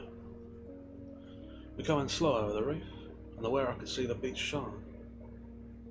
There's plenty of water over the reef, and inside it's all sandy bottom and slopes right to the shore. Get up forward and give me the depth. He kept sounding with a grains pole, motioning me on with the pole. He come back and motioned me to stop. I come astern on her. You got about 3 feet. You got to anchor, I said. If anything happens, so we haven't time to get her up, we can cut loose and break her off. And he paid that rope, and when finally she didn't drag, he made her fast. She swung stern in. The sandy bottom, you know, he said. How much water we got astern? Not over 3 feet. You take the rifle, I said. Be careful. Let me have one, he said. We're plenty nervous. I'll give him one. Took down the pump gun. I unlocked the cabin door, opened it, said, come on out. Nothing happened. Then one chink put his head out and saw Eddie standing there with a rifle and ducked back. Come on out, nobody's going to hurt you, I said. Nothing doing, only lots of talking, chink. Come on out here, Eddie said. Oh God, I knew he'd had the bottle. Put that bottle away, I said to him, or I'll blow you out the boat. Come on out, I said to him, or I'll shoot at you in. I'll shoot in at you. I saw one of them looking at the corner of the door, and he saw the breach evidently, because he begins to chatter. Come on, I said, or I'll shoot you. Out they come. I tell you, it'd be a hell of a man to butcher a bunch of chinks like that. I'll bet there would be plenty of trouble too, let alone mess. They come out, and they were scared. They didn't have any guns. There was 12 of them. All backwards, down at the stern, holding the pump gun. Go overboard, they said. It's not over your heads. Nobody moved. Over you go. Nobody moves. You yellow-eyed aliens, Eddie said. Get all aboard. Shut your drunken mouth, I told him. No swim, one chink said. No need to swim, I said. No deep. Come on, get all aboard, Eddie said. Come astern here, I said. Take your gun in one hand and your grain pole in the other, and show him how deep it is. He showed him, holding up the wet pole. No need swim? No one asked. No. True. Yes. Where do we? Cuba. You damn crook, he said. Went over the side, hanging on then letting go. His head went under, but it come up and his chin were out of the water. Damn crook, he said. Goddamn crook. You were mad and plenty brave. He said something in chink, and the others started going into the water off the stern. All right, I said to Eddie. Get the anchor up. As we headed out, the moon started to come up. You could see the chinks with just their heads out of the water, walking ashore, and the shine of the beach and the brush beyond. I got out past the reef, and I looked back and saw the beach and the mountains starting to show up. Then I put her on a course for Key West. Now you can take a sleep, I said to Eddie. No, wait. Go below and open all the ports to get the stink out. Bring me the RD. What's the matter? He said when he brought it. Cut my finger. You don't need a steer. Get a sleep, I said. I'll wake you up. He lay down on the built-in bunk in the cockpit, over the gas tank. And a little while you were asleep. That's the end of chapter 4. I'll have my drink and then I'll do my thing.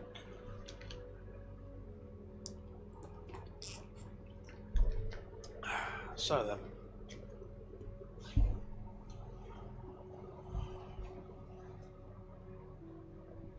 I'm not exactly sure what to think of that. Murdering Singh is a... what would you say? I'd say decidedly sensible decision, like objectively. It makes sense to sort of deal with it like that. I mean, what do you call it? He's clearly a trustworthy fellow, and he said he'd dob him in. Getting rid of him makes a lot of sense, especially if you don't intend to continue in the business. But I would say that maybe doing it in front of the fellow who was rowing for him wasn't the smartest thing. Gets rid of the passengers as quickly as he can too, which makes a lot of sense also. But still, there's still Eddie to deal with. I don't know. Maybe he won't kill Eddie. I suspect he still will. He's proven that he's a killer. But maybe he won't. He surprised me there with that. I didn't expect him to betray Singh like that. It was smart of him. Makes sense for him to have done it. But I didn't expect it. So maybe it'll surprise me again. But I doubt it. So if you're attached to Eddie, brace yourselves, I suppose. Anyway, pressing on. Chapter 5. I held the wheel with my knee, opened up my shirt, and saw when Mr. Singh bit me. It was quite a bite, and I put hard in on it, and I sat there staring and wondering whether a bite from a Chinaman was poisonous, and listened to it running nice and smooth, and the water washing along it, and I figured, hell, now that bite wasn't poisonous. A man like that Mr. Singh probably scrubbed his teeth 2 or 3 times a day. Some Mr. Singh he certainly wasn't. Some Mr. Singh. He certainly wasn't much of a businessman. Maybe he were. Maybe he just trusted me. I tell you, I couldn't figure him out. Well, no. They're all simple except for Eddie. He's a rummy and he'll talk when he gets hot. I sat there staring and I looked at him and I thought, hell, he's as well off dead as the way he is. Then I'm all clear. When I found they were on board, I decided I'd have to do away with him. But then when everything had come out so nice, I didn't have the heart. But looking at him lying there, there certainly were a temptation.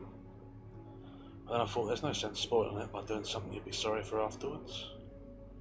And I started to think he wasn't even on the crew list. I'd have to pay a fine for bringing him in. I didn't know how to consider him. Well, I had plenty of time to think about that. I held her on her course, and every once in a while I'd take a drink out of the bottle he brought on board. There weren't much in it, and when I finished it, I opened the only one I had left. And I tell you, I felt pretty good steering, and a pretty night across. It turned out a good trip, alright, finally, even though it looked plenty bad at times. When it got daylight, Eddie woke up. He said he felt terrible. Take the wheel a minute, I told him. I want to look around. Went back to the stern and threw a little water on her. But she was perfectly clean. I scrubbed the brush over the side, unloaded the guns and stowed them below. I still kept the gun on my belt. It was fresh and nice as you want it below. No smell at all. A little water coming through the starboard port on one of the bunks was all. So I shut the ports. I wasn't a custom house officer in the world could smell a chink in here now. Hey, Plague! Good to have you. Thank you for stopping by. I do so greatly appreciate you bringing these souls to my library. Welcome in, everyone. For those of you who do not know me, my name is SkitterSkreetch, and as you can see, I am a tiny little rat in what is a reasonably sized library. This is what it looks like for a prison. And today we are currently reading To Have and To Have Not by Ernest Hemingway. It's a novel of around 200 pages, and I'm giving it my best go to read it all in one sitting because I am not well in my head. So we'll see how we go on. We are just started chapter 5. I can happily give you a quick recap. Yeah. That's a very fine email you got there, Plague. But yeah, I do appreciate you stopping by. Of course, if you do need to raid them up, go use the bathroom, go get a snack, feel free. If you want to go do stuff, that's fine. And if you want to lurk while you do it, I'm basically reading an audiobook, so it's a good stream for doing that. Just a little hint. But yeah. But I do very much appreciate you stopping by.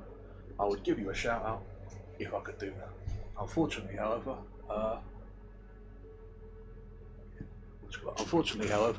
I do not have any bots like stream bots installed. I really need to deal with that, but yeah.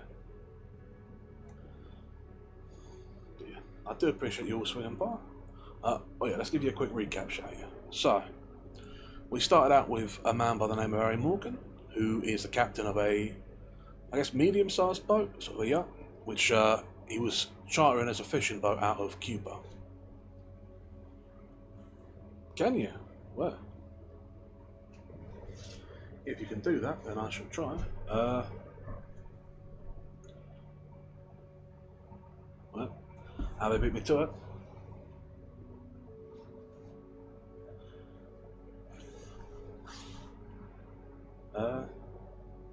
Oh, backslash. Okay. Backslash. Where is backslash? I've got no idea. I really should learn how. I've been doing this long enough. I really should know what I'm doing now. I've got to learn. I've got to take a course. Right. Where is the backslash on this keyboard? I only see the front slash. Ah, there is a key missing. That might be my backslash. Well. Oh, there is. Oh no, it is. Okay. Oh, here we are. Shout out. Got it. Okay. Shout out. Eaten by Plague.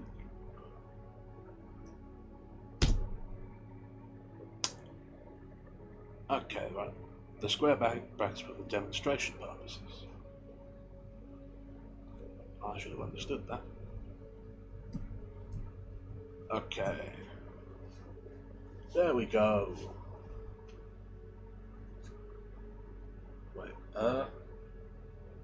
okay. So it's told me that I have to wait. Oh, okay, so I think Abe did that. And then I tried to do it as well, and I was told I have to wait another hour before giving you a second shout out. Okay. Well, we're learning. Yeah. Thank you for walking me through that, Plague. You've brought me viewers, and you've taught me a new thing. Truly, you are a wonderful addition to this community, and I appreciate you greatly.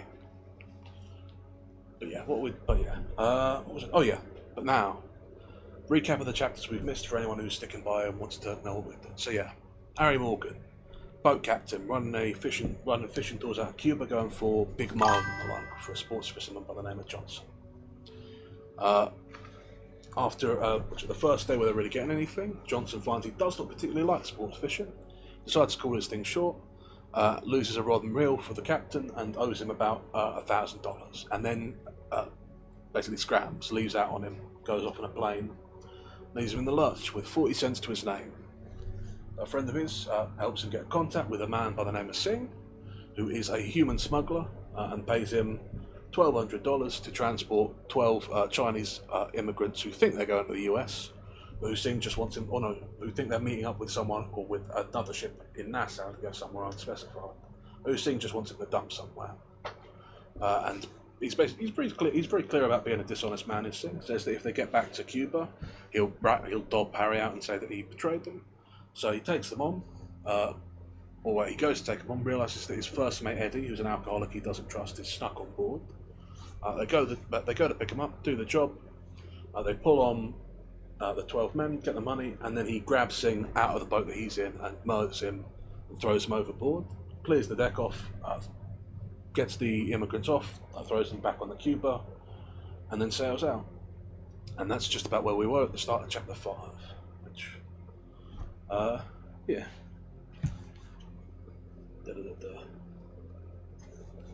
And given that we've just had this big interruption, I think we'll probably start over at the start of chapter 5. So that's where we're at. He's done a murder, he's got $1,200, his mate Eddie is aboard, and he's a terrible drunk, and he should probably kill him for security's sake, but he's not sure if he wants to. And yeah. So if you want to stick around, that's what we're doing, and if you don't, I fully understand. Thank you again to Plague, and thank you to all of you who are still here. But pressing on. Chapter 5. I held the wheel with my knees and opened up my shirt and saw where Mr. Singh bit me. But quite apart. Oh, I should also say before we go on, there is some use of outdated terms and racial language in this book, which I am repeating as is written because I think it's bad to censor the past, and it's important to remember that it was a bad time. But if you are uncomfortable with that, I do understand. Yeah. I held the wheel with my knee and opened up my shirt and saw where Mr. Singh bit me. We were quite apart, and I put iodine on it, and I sat there staring and wondering whether apart from a Chinaman were poisonous. And listened to her running nice and smooth, and the water washing along her, and I figured out, no, that bite wasn't poisonous. A man like that Mr. Singh probably scrubbed his teeth 2 or 3 times a day. Some Mr. Singh. He certainly weren't much of a businessman. Maybe he were. Maybe he just trusted me. I tell you, I couldn't figure him. Well, now they're all simple, except for Eddie. Because he's a rummy, he'll talk when he gets on.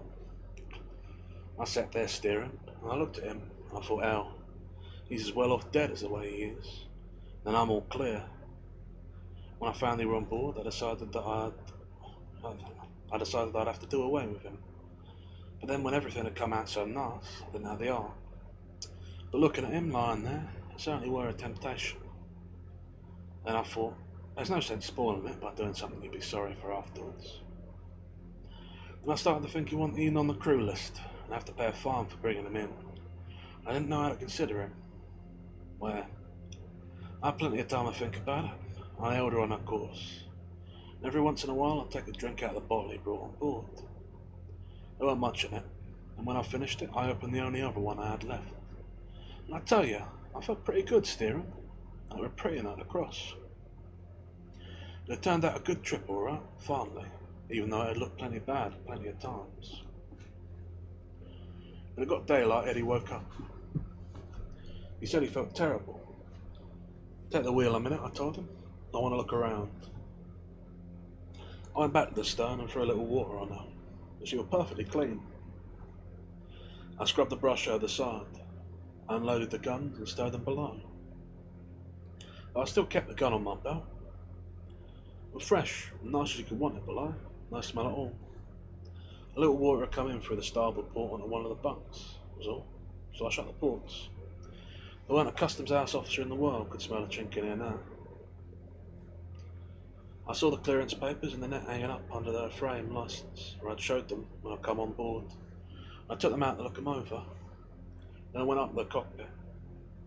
Listen, I said, how'd you get on the crew list? They met the broker when you were leaving for the consulate. Told him we were gone. God looks after rummies, I told him. I took the 38 off and stowed it down below. I made some coffee down below, then I come up and took the wheel. There's coffee below, I told him. Brother, coffee won't do me any good. You know you had to be sorry for him. He certainly looked bad. At 9 o'clock we saw the Sand Key line, just about dead ahead. It's in tankers going up the Gulf for quite a while. We'll be in a couple of hours now, I said to him. I'm going to give you the same $4 a day, just as if Johnson had paid. How much did you get off last night? He asked me. Only 600, I told him. I don't know whether he believed me or not. Don't I share in it? That is your share, I told him. What I just told you, and if you ever open your mouth about last night, I'll hear of it, and I'll do away with you. You know I'm no squealer, Harry. You're a rummy. No matter how rum dum you get, if you had to talk about it, I promise you. I'm a good man, he said. You haven't talked to me like that. I can't make it fast enough to keep you a good man, I told him. I didn't worry about him anymore, because who were going to believe him? Mr. Singh wouldn't make any complaints. The Chinks wasn't gonna. You know the boy that sculled him out one? He wouldn't want to get himself in trouble. Eddie would mouth about it sooner or later, maybe. Who believes a rummy?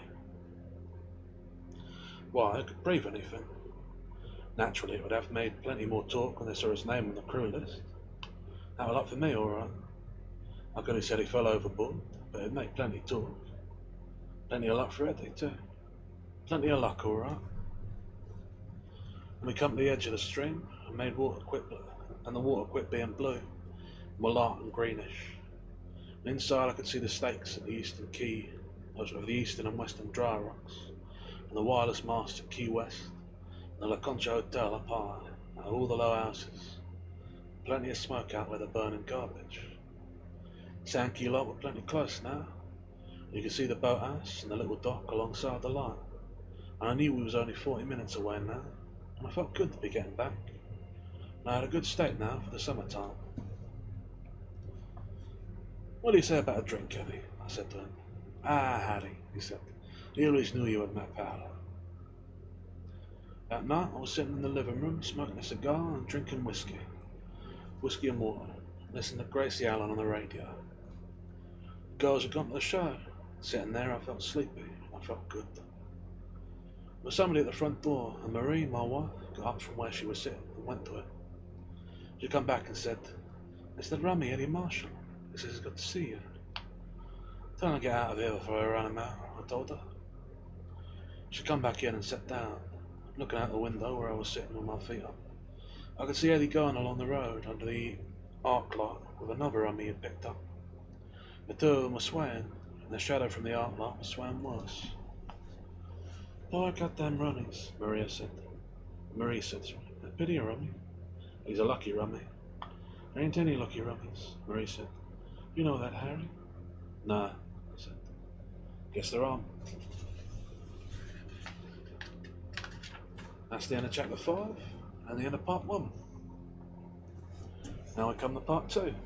Harry Morgan, Fall.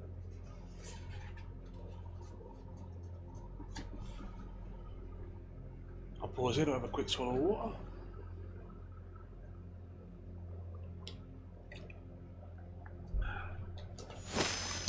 Oh, I thank you kindly, Abby. I'll have a second swallow of water. The strovia to your health. Fair enough, I'll stretch too. Might as well take a good long one, I suppose, since we're so close to the outbreaks. Right.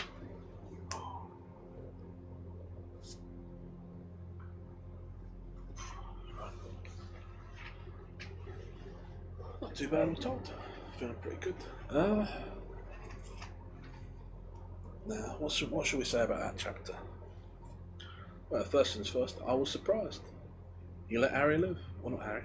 He's Harry. He let Eddie live, which I'm sure it will come back to bite him. Nature of the thing, but a respectable choice. Can't say I'm against him. That is a wise and sensible choice. Well, that's a very unwise and unsensible choice, but it's a respectable choice. You can give that to him. But then turning them away at the door is probably foolish. I'm sure that's, well, obviously. I know it's going to come to mean something because it's a book and they wouldn't have mentioned it if it wasn't going to come to mean something. But I suppose if you yourself are living your life and someone comes to bug you after you dismiss them, you don't know it's going to come back to bite you. But yeah, we also see that Harry is a family man. Who's talking about? Not much of a family man, admittedly. If you come back from a 3-week voyage and immediately your family, or your daughters at least, set out to go to a show rather than spend the night with you, it doesn't imply great things about your relationship. But given that he's funding it, and presumably he's splashing the cash about, he cares for the family, you know? He's not a terrible man, is he? Not a great man either. Complex man. But yeah, killer, so I can't exactly say good things. We met the wife, Marie, briefly. And he's off with another rummy, which I'm sure is going to spell trouble in the coming days. I don't think I've got too much else to say, really, given that we're about to come into the ads. I don't want to break off in the next chapter and stop the paragraph in. So let's do a little more general thought about the whole first part, I guess. It makes for a pretty decent little self-contained adventure. This would have been a good book to read in parts, because that part alone would be a pretty solid individual story, and then you can pick them up bit by bit like that. Oh well, a pity. But, yeah. It's an interesting one though. You've got a lot of setting to it too. Cuba, the dramatic shooting in the first one. The description of the fishing, which puts me in mind of The Old Man in the Sea, which obviously also by Hemingway. There's a lot to it. It's an interesting little piece. Yeah, I'm not sure where we're going to go from here. I imagine that some of the things that were set up in the first part that goes unresolved will come back to bite him, but I don't know what Harry's move is. He talks about having a stake for the summer, and this part's called Fall, so presumably there's other all of past him relative piece. You got to get your money back somehow. Anyhow, ads is about to start, so for those of you who are going into them, I'll see you on the other side. And for those of you who are not going into them, you should still be with me. Because this is a marathon stream and we're going into the hour, I shall pause to take a lozenge. My throat's still feeling pretty good. There's maybe a touch of strain to it, but not much. And again, the lozenges are good for prevention as well as for repair, so that's a good thing. What else can we say? We are, as of chapter 6, we are 49 pages into this book. And as a grand total, it will end on... Hey, Neska. As a grand total, it will end on page 180. So all told, we are a little what is it?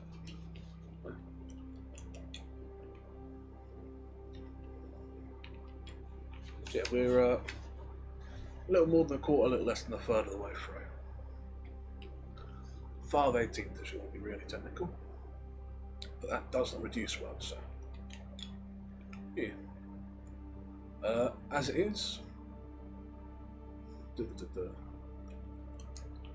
It was probably on track to take us about 7 hours to finish this whole thing entire. Now the longest I've ever streamed one of these is 6 hours, because that's generally when my throat gives out. But I am being more careful and more preventative than I have been before, so maybe we'll manage it. We'll see. It's still early days yet, so you can't say anything for sure. I'm enjoying it, so I'm game if you all are. And even if you aren't, I suppose. I can't hold you here. But you're welcome to stay with me for as long as you can, so. Yeah. I really am enjoying the book. It's a shame about some of the language. I don't love saying a bunch of slurs we're going through, but I've mentioned that I feel like it is important to keep the original language, because there's this tendency people have to glorify the past, which I think is a very negative trait generally. So you've got to keep the bad parts in so people remember. But I don't love saying them. But other than that, it's been a very good story all round. Very colourful setting, very easily readable, exciting. It surprised me on a couple of points, but never in a way that has felt unfair or forced. I really do give a lot of credit to the book. I must admit, I didn't love the first Hemingway I read. I didn't think it was bad, but I didn't feel like I had a lot to say about it. But this one, I think, has more to it. Hemingway's still a very direct author, so I feel a little bit, not superfluous, but a little less useful than I would about a slightly more obscure text. But this one has enough depth and complexity that I think there's more to be said about it, which is good. It's a happy balance. I'll have to keep him in mind for other marathon streams. I have my other drink of water on the other side of the ad break. And that should be the end of the ads, so we'll get back into it. Chapter 6. They come on a cross in the night, and it blew a big breeze from the northwest. When the sun was up, the outside of the tanker coming down the gulf. She stood up so high and white with the sun on her, In that cold air, it looked like a tall building rising out of the sea. He said to the nigger, "Where the hell are we?" The nigger raised himself up to look. "Ain't nothing like that this side of Miami. You know damn well we ain't be carried up to no Miami," he told the nigger. "All I say ain't no buildings like that on no Florida Keys. We've been staring for sand, Kay. I got to see it then. I hit their American shoulders. Then in a little while he saw it were a tanker, not a building. Then in less than an hour he saw Sand Key, long, straight, thin and brown, rising out of the sea right where it ought to be. You ought to have confidence steering," he told the nigger. "I got confidence," the nigger said. "But the way this trip gone, I ain't got confidence no more. As you like, it hurts me all the time. Ain't nothing." "Ain't nothing," the man said. "You keep it clean and wrapped up and it'll heal by itself." He was steering to the westward now, going to lay up for the day in the mangroves by Woman Key, where he would not see anybody, and when the boat would come out to meet them. "You're going to be alright," he told the nigger. "I don't know," the nigger said. "I heard bad. I'm going to fix you up good when we get into the place," he told him. "You aren't shot bad? Quit worrying." "I'm shot," he said. "I ain't never been shot before. Anyway, I'm shot is bad." He's just scared. "No, sir, I'm shot. I'm hurting bad. I've been throbbing all night." The nigger went on grumbling like that, and he could not keep from taking the bandage off to look at it. "Lay it alone," the man who was steering told him. The nigger lay on the floor of the cockpit, and there were sacks of liquor, shaped like hams, piled everywhere. He made himself a place in them to lay down in. Every time he moved, there was the noise of broken glass in the sacks. There was the odour of spilled liquor. The liquor had run all over everything. The man was staring in for Woman Keys now. He could see it now plainly. "I heard," the nigger said. I heard worse all the time." "I'm sorry, Wesley," the man said, "but I got to steer." "You treat a man no better than a dog," the nigger said. "We're getting ugly now." The man was still sorry for him. "I'm going to make you uncomfortable, Wesley," he said. "You lay quiet now." "I'm going to make you comfortable, Wesley," he said. "You lay quiet now." "I don't care what happens to a man," the nigger said. "You're not hardly human." "I'm going to fix you up good," the man said. "You just lay quiet." "You ain't going to fix me up," the nigger said. The man, whose name was Harry Morgan, said nothing then, because he liked the nigger, and there was nothing to do now but hit him, and he couldn't hit him. The nigger kept on talking. "Why didn't we stop when they started shooting?" The man did not answer. "Ain't a man's life worth more than a big load of liquor?" The man were intent on his staring. "All we have to do is stop and let them take the liquor." "Nah," I said. "They take the liquor and the boat and you go to jail." "I don't mind jail," the nigger said. "But I never wanted to get shot." We were getting on the man's nerves now. The man was becoming tired of hearing him talk. "Who the hell shot worse?" he asked him. "You or me?" "You're shot worse," the nigger said. "But I ain't never been shot. I didn't figure to get shot. I ain't paid to get shot. I don't want to be shot." "Take it easy, Wesley," the man told him. "It won't do you any good to talk like that." They were coming up the Keys now. It was inside the shoal, and he headed her into the channel. They were up to sea with the sun on the water. The nigger were going out of his head, becoming religious, because he were, anyway, we were talking all the time. "Well, they're done liquor now," he said. "Prohibition's over. Why do they keep up with traffic like that? Why don't they bring the liquor on the ferry?" The man steering were watching the channel closely. "Why don't people be honest and decent and make an honest living?" The man saw where the oar were riffling smooth off the bank, even when he could not see the bank in the sun, and he turned her off. He swung her around, spinning the wheel with one arm, and then the channel opened out, and he took her slowly right up to the edge of the mangroves. He come astern on the engines and threw out the two clutches. "I could put anchor down," he said, "but I can't get no anchor up." "I can't even move," the nigger said. "You're certainly in a hell of a shape," the man told him. He had a difficult time breaking out, lifting and dropping the small anchor, but he got it over and paid out quite a lot of rope. and the boat swung in against the mangroves, and it come right into the cockpit. Then he went back and down into the cockpit. He thought the cockpit were an hell of a sight, all right. All night after he had dressed the nigger's wounds and the nigger had bandaged his arm, he'd been watching the compass, steering. When it come daylight, he had seen the nigger laying there in the sacks in the middle of the cockpit. Then he was watching the sea and the compass and looking for Sand Key Light. He'd never observed carefully how things was. Things was bad. The nigger was lying in the middle of the load of sacked liquor with his leg up. There was 8 bullet holes through the cockpit, splintered wire. The glass was broken in the windshield. He did not know how much stuff was smashed. Wherever the nigger had not bled, he himself had bled.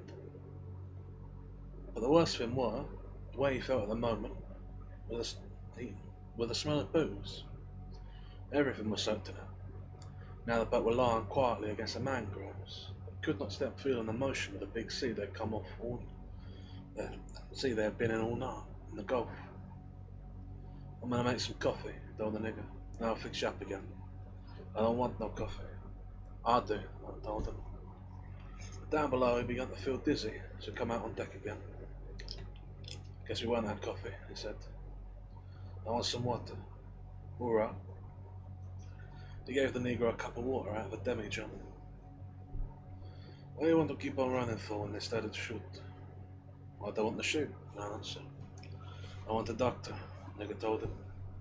What's the doctor going to do that I ain't done for you? Doctor going to cure me.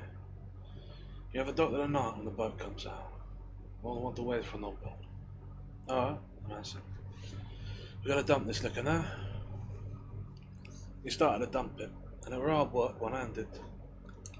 A sack of liquor only weighs 40 pounds. He had not dumped very many of them before he became dizzy again. He sat down in the cockpit, and then lay down. You're going to kill yourself, the nigger said. The man lay quietly in the cockpit, with his head against one of the sacks. The branches of the mangroves had come into the cockpit. They made a shadow over him where he lay. You could hear the wind above the mangroves, looking out at the hard, cold sky, see the thin-blown clouds of the norther. Nobody gonna come out with this breeze, he thought. It won't look for us to have started with this blowing. You think they'll come out? The nigger asked. Sure, I said. Why not? It's blowing too hard. They're looking for us. Not we get like this. What do you want to lie to me for? The nigger was talking with his mouth almost against the sack. Take it easy, Wesley, the man told him. Take it easy, the man says. The nigger went on. Take it easy. Take what easy? Take dying like a dog easy? You got me here. Get me out. Take it easy, the man said, calmly. They ain't coming, the nigger said. I know they ain't coming. I'm cold, I tell you. I can't stand this pain and cold, I tell you. The man sat up, feeling hollow and unsteady. The nigger's eyes watched him as he rose on one knee, his right arm dangling. Took the hand of his right arm in his left, placed it between his knee, then pulled himself up by the plank nailed above the gunwale until he stood, looking down at the nigger, his right hand still held between his thighs. He was thinking that he had never really felt pain before. If I keep out straight, pull it out straight, it don't hurt so bad, he said. Let me tie it up in this sling, the nigger said. Can't make a bend in the elbow, the man said, stiffen that way. What are we going to do? Dump this liquor, the man told him. Can't you put over what you can reach, Wesley? The nigger tried to move to reach the sack, groaned and lay back. You're that bad, Wesley? Oh God, the nigger said.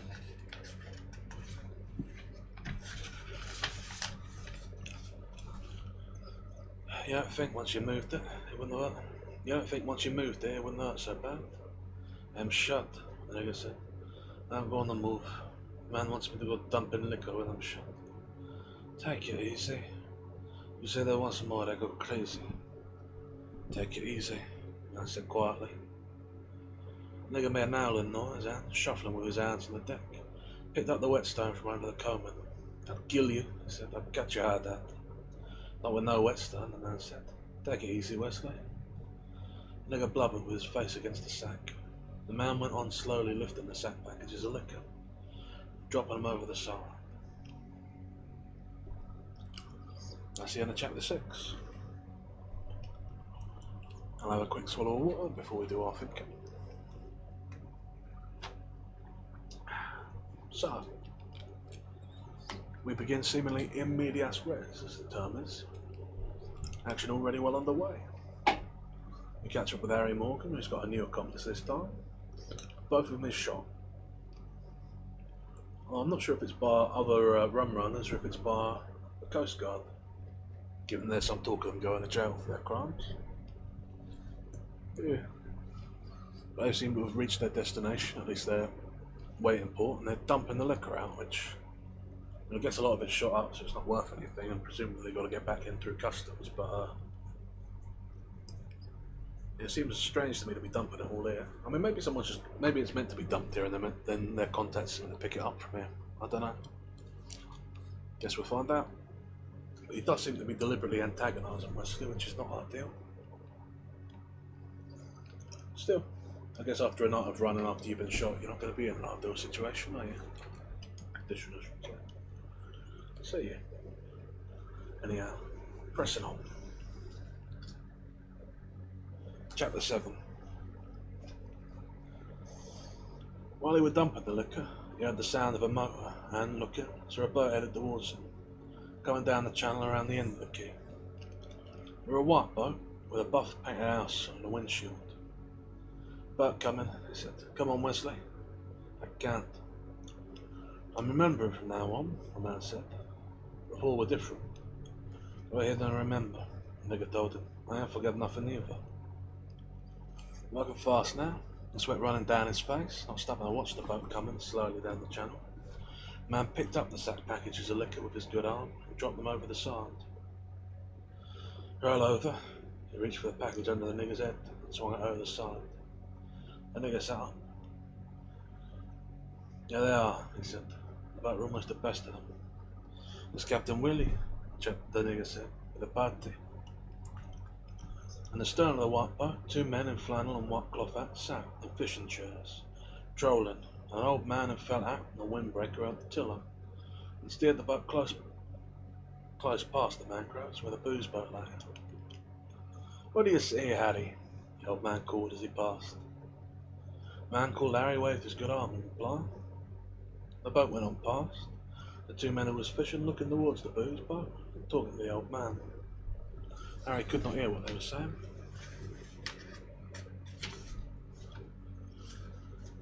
"I'll make a turnabout of the mouth and come back," Harry said to the negro.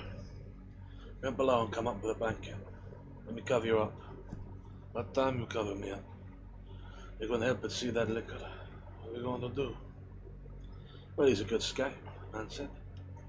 "You'll tell him in town we're out here. The fellas fishing ain't going to bother us. What do they care about us?"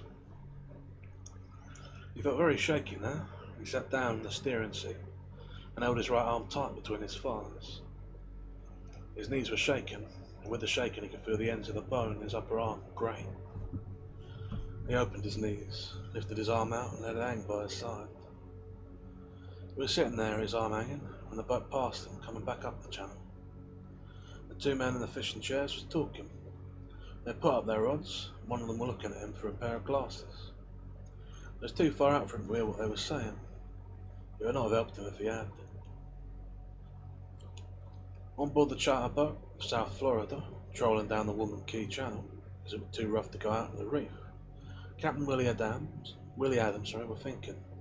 "So Harry crossed last night. The boy's got cojones. He must have got that hole below. She's a sea-boat all right. How do you suppose he smashed his windshield? Damned if I'd cross a night like that. Damned if I'd ever run liquor from Cuba. They bring it all from Mariel now. It's supposed to be wide open." "What's that you say, Captain?" "What boat is that?" asked one of the men in the fishing chairs. "That boat?" "Yes, that boat." "Oh, that's a Key West boat." "What I said was, what boat is it? Or whose boat is it?" "I wouldn't know that, Cap. Is the owner a fisherman?" "Well, some say he is." "What do you mean?" "Why, he does a little of everything." "You don't know his name?" "No, sir." "You called him Harry?" "Not me." I heard you call him Harry. Captain Willie Adams took a good look at the man who was speaking to him. He saw an hard cheekbone, thin-lipped, very ruddy face with deep-set grey eyes, and a contemptuous mouth looking at him from under a white canvas hat. You must have called him that by mistake, Captain Willie said. You can see the man is wounded, Doctor, the other man said, handing the glasses to his companion. I can see that without glasses. I can see that without glasses, the man addressed his doctor said. Who is that man? They wouldn't know, said Captain Willie. Well, you will know, the man with a contemptuous mouth said. Write down the number on the bow. I have them, Doctor. We'll go over and have a look, Captain. We'll go over and have a look, the doctor said. Are you a doctor? Captain Willie asked. Not of medicine, the grey old man told him. If you're not a medical doctor, I wouldn't go over there. Why not? If he wanted us, he would have signaled us. If he doesn't want us, it's none of our business. Down here, everybody aims to mind their own business. All right. Suppose you mind yours, then. Take us over to the boat. Captain Willie continued on his way up the channel, the two-cylinder Palmer coughing steadily. Didn't you hear me? Yes, sir. Then why don't you obey my order? Who the hell do you think you are? Asked Captain Willie. That's not the question. Do as I tell you. Who do you think you are? All right. For your information, I'm one of the 3 most important men in the United States today. What the hell are you doing in Key West, then? The other man leaned forward.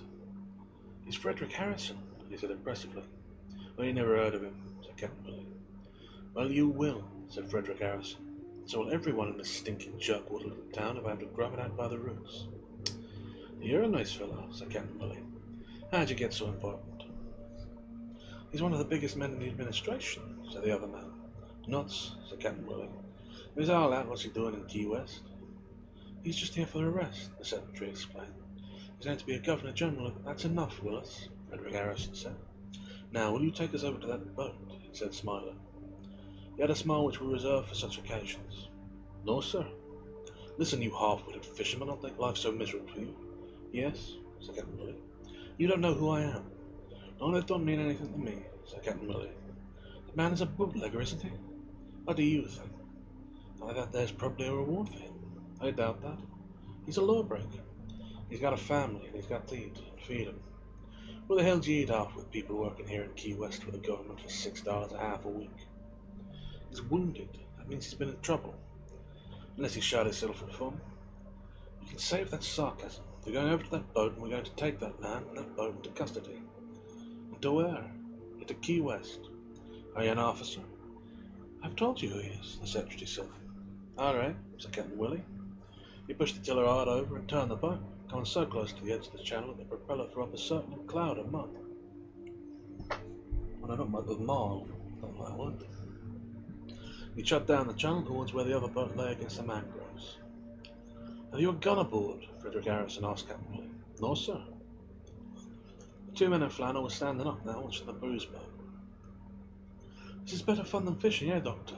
The secretary said. Fishing is nonsense, said Frederick Harrison. If you catch a sailfish, what do you do with it? You can't eat it. This is really interesting. I'm glad to see this firsthand. Wounded as he is, the man cannot escape. It's too rough at sea. We know his boat. You're really capturing him single-handed, said the secretary admiringly. And unarmed, too, said Frederick Harrison. But no G-man nonsense, said the secretary. Edgar Hoover exaggerates his publicity, said Frederick Harrison. I feel we've given him about enough, right? Pull alongside, said Captain Willie. Captain Willie threw out his clutch, and the boat drifted. Hey, Captain Willie called to the other boat. Keep your heads down. What's that? What's that? Harrison and angry. Shut up, said Captain Willie. Hey, he called over to the other boat. Listen, get on into town and take it easy. Never mind the boat. Yeah, take the boat. Dump your load and get into town. I got a guy here on board, some kind of stool from Washington.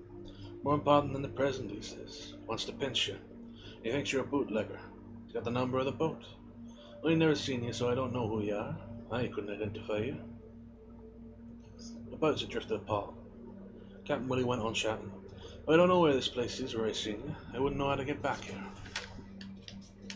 Okay, come a shout from the booze boat. I'm taking this big alphabet man fishing till dark, Captain Willie shouted. Okay. He loves to fish, Captain Willie yelled, his voice almost breaking. But the son of a bitch claims you can't eat him. Thanks, brother, came the voice of Harriet. That chap your brother? Asked Frederick Harrison, his face very red. His love for information still unappeased. No, sir, said Captain Willie. Most everybody goes in boats, calls each other brother. We're going to Key West, Frederick Harrison said. He said it without great conviction. No, sir, said Captain Willie. You gentlemen charged me for a day. I'm going to see you get your money's worth. You called me a half-wit, but let's see you get a full day's charter. Take us to Key West, Harrison said. Yes, sir, said Captain Willie. Later on. But listen, sailfish is just as good eating as kingfish. When we used to sell them to Roy's for the Havana market, we got 10 cents a pound, same as kings. Oh, shut up, said Frederick Harrison. I thought you'd be interested in these things as a government man. Ain't you mixed up in the price of things we eat or something? Ain't that it? Making them more costly or something? Making the grits cost more and the grunts less? Oh, shut up, said Harrison. That's the end of chapter 7. I have my swallow of water.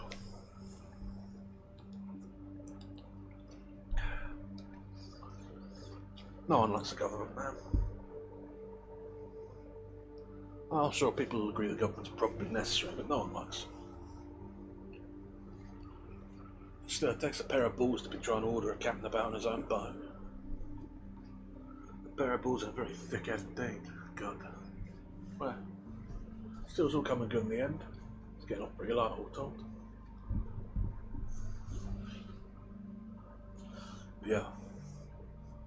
Honestly, that is a remarkably well-painted picture of an unpleasant and unlikable man. And all inside a single chapter, pretty well done. Pretty well done indeed.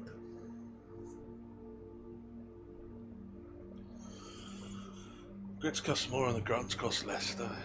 Ain't that the way of things? Ain't that just the way of things? Right. Pressing on then. Chapter 8. On the booze boat, Harry had the last sack over.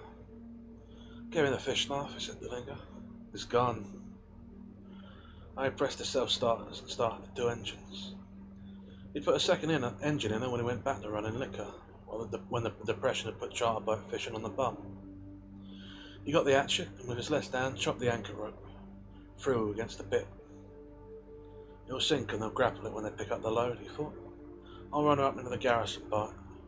If they're going to take her, they'll take her. I've got to get to a doctor. I don't want to lose my arm and the boat both. The load is worth as much as the boat. There won't much of it smashed. A little smash can smell plenty. He shoved the port clutch in and swung out away from the mangroves with a tide. The engines ran smoothly. Captain Willie's boat was 2 miles away now, headed off for Boca Grande. Guess the tide's high enough to go through the lakes now, Harry thought. He shoved in his starboard clutch, and the engines roared as he pushed up the throttle. He could feel her bow rise, and the green mangroves coasted swiftly alongside, as the boat sucked the water away from their roots. I hope they don't take her, he thought. I hope they can fix my arm. How's I to know they'd shoot us in Mariel after we could go and come there open for 6 months? That's Cubans for you. Somebody didn't pay somebody, so we got to shoot him. That's Cubans, all right. Hey, Wesley, he said, looking back into the cockpit where the nigger lay with a blanket over him. How you feeling? God, said Wesley. I couldn't feel no worse. You'll feel worse when the old doctor probes for it, Harry told him. You ain't human, the nigger said. You ain't got human feelings. That old Willie is a good skate, Harry was thinking. He's a good skate, that old Willie. We need better to come in than the wait. They were foolish to wait. I felt so dizzy and sick-like, I lost my judgment. And then now you can see the wire of the La Concha Hotel, the wireless mast, and the houses of town. You can see the car ferries lying at the Trumbo dock, where we would go round to heap up for the garrison bride. That old Willie, he thought, he was giving them hell. Wonder who those buzzards were. Damn if I don't feel plenty bad now. I feel plenty dizzy. Pretty bright to come in, pretty bright not the way. Mr. Harry, said the nigger. I'm sorry I couldn't help dump the stuff. Hell, said Harry. And that nigger any good when he's shot. You're alright, nigger Wesley. Above the roar of the motors and the slapping rush of the boat, through the water he felt a strange, hollow singing in his heart. He always felt this way coming home at the end of a trip. I hope they can fix that arm, he thought. I've got a lot of use for that arm. That's the end of chapter 8. And also part 2.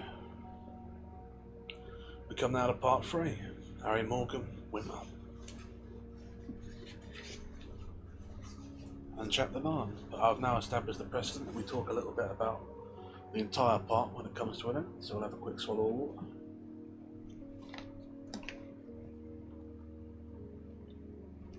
Not actually a lot to this part though.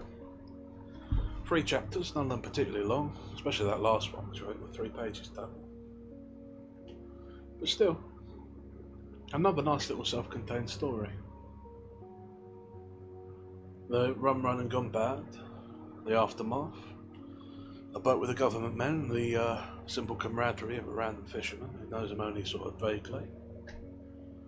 And then lastly, the getting away with it, and coming into shore, going into the uncertain future. It's odd, really. You'd think there'd be more of that story to tell. It seems logical that the visit to the doctor would be a thing, but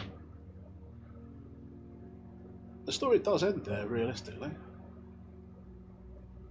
It's sort of hard to say why, but it does.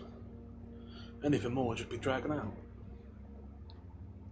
Everything that wouldn't make for good storytelling is cut away, and you're left to pick it up by implication. I'm sure it'll be obvious in the next chapter whether he loses the arm or not. There really is something to these, sort of cut down, basic bareness of them. I admire that about Hemingway. A story you can really get lost in. Straight path. But there's something to that. Something to that indeed. Anyway, let's press on. I gotta probably be a little bit less poetic about these if we're gonna get through this whole thing or not. Chapter 9. Albert speaking. We was all in there at Freddie's place. This tall thin lawyer comes in and says, "Where's Juan?" "They ain't back yet," somebody says. "I know he's back and I've got to see him." "Sure, you took him off to him, and you got him indicted, and now you're going to defend him," Harry said. "Don't you come round here asking where he is. Probably got him in your pocket." "Balls to you," said the lawyer. "I've got a job for him." "I'll go look for him someplace else," Harry said. "He ain't here." "I've got a job for him, and I'll tell you," the lawyer said. "You ain't got a job for anybody. All you are is poison." Just then the old man with the long grey hair over the back of his collar, who sells the rubber goods specialties, come in for a quarter of a pint. Freddie pours it out for him, and he corks it up and scuttles back across the street with it. "What happened to your arm?" the lawyer asked Harry. "Harry has the sleeve pinned up to the shoulder." "I didn't like the look of it, so I cut it off," Harry told him. "You and who else cut it off?" "Me and a doctor cut it off," Harry said. "He'd been drinking, and getting a little along with it. I held still and they cut it off. They cut them off for being in other people's pockets. You wouldn't have no hands nor no feet." "What happened to it that they had to cut it off?" the lawyer asked him. "Take it easy," Harry told him. "No, I'm asking you. What happened to it and where were you?" "Go bother somebody else," Harry told him. "You know where I was and you know what happened. Keep your mouth shut and don't bother me." "I want to talk to you," the lawyer told him. "Then talk to me." "No, I'm back." "I don't want to talk to you. No good ever comes of you. You're poison." "I've got something for you. Something good." "Alright, I'll listen to you once," Harry told him. "What's it about? Juan?" "No, not about Juan." We went back behind the bend of the bar and into where the booze are. They were gone quite a while. During the time they was gone, Big Lucy's daughter come in with that girl from the place she's always around with. They sat at the bar and had a Coca-Cola.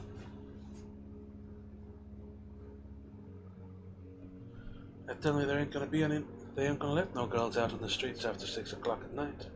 No girls in any of them places, Freddie says to Big Lucy's daughter. That's what they say. It's going to be a hell of a town, Freddie says. Hell of a town is right. You just walk outside to get a sandwich and a Coca-Cola and they arrest you and fine you $15. That's all they pick on now, said Big Lucy's daughter. Any kind of sporting people. Anybody with any sort of a cheerful outlook. If something don't happen to this town pretty quick, things are going to be bad. Just then Harry and the law come back out, and the law said, You'll be out there then? Why not bring them here? Oh, no, they don't want to come. Out there. All right, Harry said. I stepped up to the bar, and the lawyer went out. What do you have, Al? He asked. Bacardi. Give us 2 Bacardis, Freddie. And he turned to me and said, What are you doing now, Al? Working on the relief. What doing? Digging the sewer. Taking up the old streetcar rails. What do you get? 7.5. A week? What do you think? How'd you drinking here? I want to, he asked me. I told him. He heads a little over towards me. You want to make a trip? Depends on where it is. We'll talk about that. Alright. Coming out of the car, he said. So long, Freddie. He breathed a little fast the way he did when he's been drinking. And I walked up along where the street had been tore up. We'd been working all day, the corner where his car was. Get in, he said. Where are we going? I asked him. I don't know, he said. I want to find out. We drove up Whitehead Street. I didn't say anything. At the end of the street he turned left and we drove across the edge of town to White Street. And out on it the beach. All the time Harry didn't say anything. We turned onto the Sand Road. We drove along it to the boulevard. Out on the boulevard he pulled the car over to the edge of the sidewalk and stopped. Some strangers want to charter my boat and make a trip, he said. The customs got your boat tied up? The strangers don't know that. What kind of a trip? They say they want to carry somebody over that has to go to Cuba to do some business. They can't come in by the plane or boat. B-lips were telling me. Do they do that? Sure. All the time since the revolution. If it sounds alright. Plenty of people go that way. What about the boat? We'll have to steal the boat. You know they ain't got a fix, so I can't start her.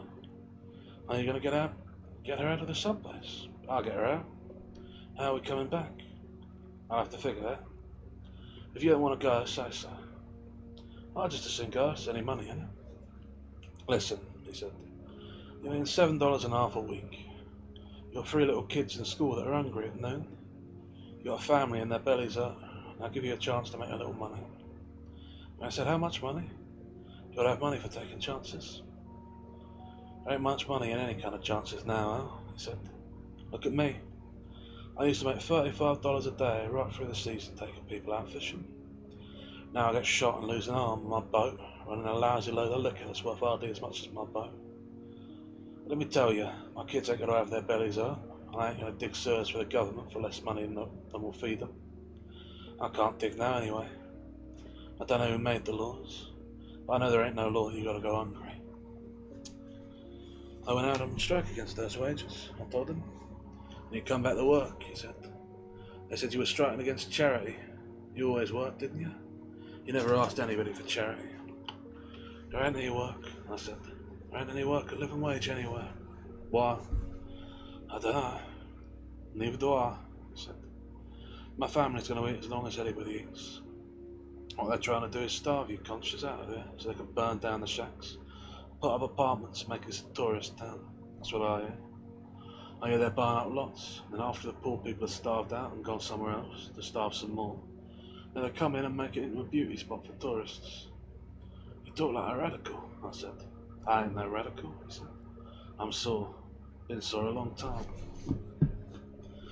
Lose an arm don't make you feel better. The hell with my arm. You lose an arm, you lose an arm. There's worse things to lose than an arm. You still got 2 arms, and you got 2 of something else. A man's still a man with 1 arm or 1 AM. To hell with it, he says. I don't want to talk about it. And after a minute, he says, I got his other two still. He started the car and said, come on, we're going to see these fellas. We rode along the boulevard with the breeze blowing, a few cars going past, and the smell of dead seagrass and the cement where the waves had gone over the seawall at our tide. Harry driving with his left arm. I always liked him alright. I'd gone on a boat with him plenty of times in the old days. It would change now since he'd lost the arm. That fella down visiting him from Washington made an affidavit that he saw the boat unloading liquor at the time, and customs seized her. When he were in a boat, he always felt good. Without his boat, he felt plenty bad. I think he was glad of an excuse to steal her. He knew he couldn't keep her. Maybe he could make a piece of money with her while he had her. I needed money bad enough. I didn't want to get in any trouble. I said to him, you know I don't want to get in any real trouble, Harry. What worse trouble are you going to get in than you're in now? He said. What the hell worse trouble is there than starving? I'm not starving, I said. What the hell are you always talking about starving for? Maybe you're not, but your kids are. Cut it out, I said. I'll work with you, but you can't talk that way to me. Alright, I said. Be sure you want the job. There are plenty of men in this town. I want it, I said. I told you I want it. And cheer up. You cheer up, I said. You're the only one that's talking like a radical. Ah, cheer up, he said. None of you conches had any guts. Since when ain't you a conch? It's the first good meal I ever ate, he said. He was mean talking now, alright. And since he was a boy, he never had no pity for nobody. But never had no pity for himself either. Alright, I said to him. Take it easy, he said. And then of us I could see the lights of this place. You're going to meet him here, Harry said. Keep your mouth buttoned up. Yeah, with you. Ah, take it easy, Harry said. So we turned into the runway and drove round the back of the place. He were a bully, and he were bad spoken. I always liked him alright.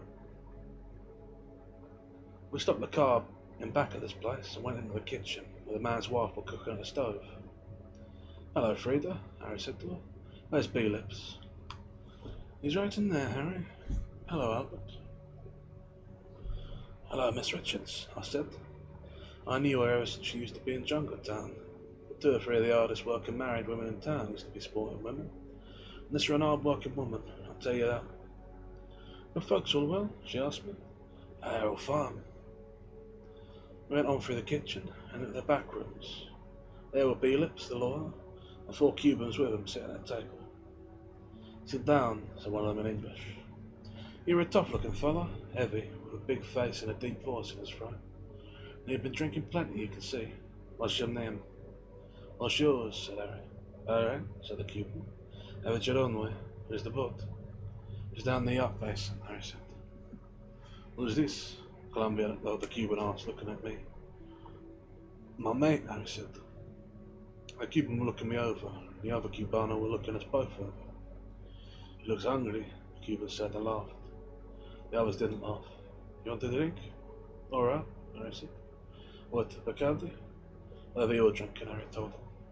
What does your mate drink? I'll have one, I said. Nobody asked you yet, the Cuban said. I just asked if you drink. Ah, che direbbe Roberto, the other Cubans. A young one, not much more than the kid said. Can't you do anything without getting nasty? What do you mean nasty? I just asked if he drinks. If you ask somebody, you don't you ask if he drinks? Give me a drink, said the other Cuban. Let's talk business. What do you want for the boat, big boy? The deep-voiced Cuban called Roberto asked Harry. Depends on what you want to do with her, Harry asked. Take the 4 of us to Cuba. Where in Cuba? Cabañas. Close to Cabañas. Down the coast from Marriott. You know where it is? Sure, said Harry. Just take you there? That's all. Take us down and put us ashore. $300. Too much. What if we charter you by the day and guarantee you 2 weeks charter? $40 a day and you put up $1,500 for it if anything happens to the boat. Do I have to clear it? No. You pay for the gas and oil, I told him. I'll give you $200 to take us over there and put us ashore. No. How much do you want? I told you. It's too much. No, it isn't, Harry told him. I don't know who you are, I don't know what your business is, and I don't know who shoots you are, or who shoots at you. I got across the job twice in winter time. Anyway, I'm risking my boat. I'll carry you for 200 and you can put up 1,000 for guarantee nothing happens to the boat. That's reasonable, Phillips told him. That's more than reasonable. The Cuban started talking in Spanish. I couldn't understand them, but I knew Harry could. All right, the big one, Roberta said. When can you start? Any time tomorrow night. Maybe we don't want to go until the net is after, one of them said. That's okay with me, said Harry. Only let me know in time. Is your boat in good shape? Sure, said Harry. She's a nice looking boat, the young one of them said. Did you see her? Mr. Simmons, the lawyer, he showed that to me. Ah, said Harry. Have a drink, said another of the Cubans. Have you been to Cuba much? A few times. I speak Spanish. Never learned it, Harry said. I saw Phillips, the lawyer, look at him. He's so crooked himself that he's always more pleased if people aren't telling the truth. Just like when he come in to speak to Harry about the job. He couldn't speak to him straight. He had to pretend he wanted to see Juan Rodriguez, who was a poor stinking Gallego that would steal from his own mother. But Phillips had got indicted again, so he could defend him. Mr. Simmons speaks good Spanish, Cuban said. He's got an education. But can you navigate? I can go and I can come. You're a fisherman? Yes, sir, said Harry. How do you fish with one arm? Big face one asked. You just fish twice as fast, Harry told him. You want to see me about anything else? No. They was all speaking Spanish together. Then I'll go, said Harry. I'll let you know about the boat, Phillips told Harry. There's some money got to be put up, Harry said. We'll do that tomorrow. Well, good night, Harry told him. A good night, said the young, pleasant-speaking one. The big-faced one didn't say anything. There was two others with faces like Indians that hadn't said anything at all. Anything at all any of the time, except to talk Spanish to the big-faced one. I'll see you later. Where? At Freddy's. We went out through the kitchen again, and Frida said, How's Mary, Harry? Ah, she's fine now, Harry told her. She's feeling good now. And we went out the door, we got in the car and drove back to the boulevard, and didn't say anything at all. You were thinking about something, all right? Should I drop you home? All right. You live out on the country road now? Yeah. Oh, what about the trip? I don't know, he said.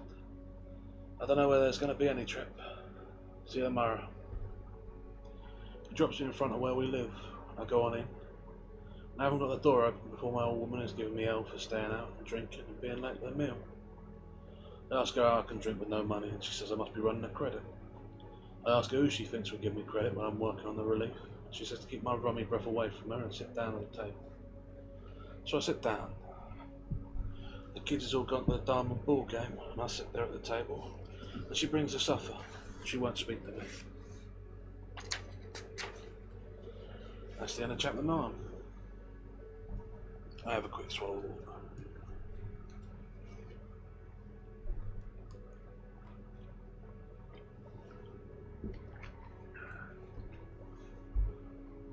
I did say I thought it'd be quite evident whether he lost the arm or not. And we found out on the first page. Harry's back on his way to Cuba, smuggling people again. Assuming, of course, that he means to take him this time for real. Wonder if we're one of those fellas from the first chapter. I think it's going bad for him. Like bad all round, by the sounds of it. Depression's it, so obviously. No money in it. $7.50 a week. Quite a downgrade from 35 a day, certainly. And his boat tied up. No, it's not a good time for Harry Morgan, is it? Also noticing the perspective shift here. The first section was from, I believe it was from his point of view. It was from Harry Morgan's point of view. And the second section was third person. This one is first person again, but it's a first person who isn't Harry Morgan. It's what would you call it? I guess first person detached is what you call it. That's interesting to know. Playing around with style. We also have quite a lot of time jumps and some more stuff that is implied rather than explicit. Anyhow, let's press on, shall we? Chapter 10, Harry. Oh, hang on. I just realised something. There was a subheading before the chapter 9 as well. Albert's. Oh, okay. So when I said chapter 9, Albert speaking, that was a little italic under. So Albert speaking means it's from his perspective. In 10 says Harry, so I'm assuming this one will be from Harry's perspective again. I don't want to fool with it, but what choice have I got? Don't give you any choice now. I can't let it go. What will the next thing be? I didn't ask for any of this. You got to do it, you got to do it. Probably. Probably I shouldn't take Albert. He's dumb, but he's straight. And he's a good man in the boat. He doesn't speak too easy, but I don't know whether I ought to take him. I can't take no rummy or no nigger. I gotta have somebody I can depend on. If we make it, I'll see he gets a share. I can't tell him or he wouldn't go into it. And I've got to have somebody by me. We're better alone. Anything better alone, but I don't think I can handle it alone. It will be much better alone. Albert's better off if he don't know anything about it. The only thing is B-lips. There's a B-lips. Now there's B-lips that will know about everything. Still, they must have thoughts about that. They must figure on that. Do you suppose B-lips are so dumb he won't know what they would do? I wonder. Of course, maybe that isn't what they figure they'd do. Maybe they aren't going to do any such thing. It's natural that what they wouldn't do, and I heard the word. If they do it, they'll have to do it just when it closes. They'll have the Coast Guard plane down from Miami. It's dark now at 6. She can't fly it down under an hour. Once it's dark, they're all right. Well, if I'm going to carry them, I've got to figure out about the boat. She won't be hard to get out, but if I take her out tomorrow and they find she's gone, then maybe find her. Anyway, there'll be a big fuss. That's the only time. I've got to get her out. I've got to get her out though. I can take her out with a tide and I can hide her. I can see what she needs, if she needs anything, if they've taken her off anything. But I've got to fill gas and water. An hell of a busy night, all right. Then when I've got her in, Albert will have to bring them have to bring them in a speedboat. Maybe Woman's. I can hire her. Or B-Lips can hire her. That's better. B-Lips can help me get the boat out tonight. B-Lips is the one. Because sure as hell they've figured out about B-Lips. They've got to have figured about B-Lips. Suppose they figure out about me and Albert. Do any of them look like sailors? They don't seem like they were a sailor. Let me think. Maybe the pleasant one. Maybe. Possibly him, that young one. I'd have to find out about that, because if they figure on doing without Albert or me from the start, there's no way. Sooner or later, they will figure us out. In the golf, you got time. I'm figuring all the time. I've got to think right all the time. I can't make a mistake. Not a mistake. Not one. Well, that's something to think about now, alright? Something to do and something to think about. Besides wondering what the hell's going to happen. Besides wondering what's going to happen. The old damn thing. Once they put it up. Once you're playing for it, once you've got a chance. Instead of just watching it all go to hell. No boat to make a living with. That B-Lips, he doesn't know what he's into.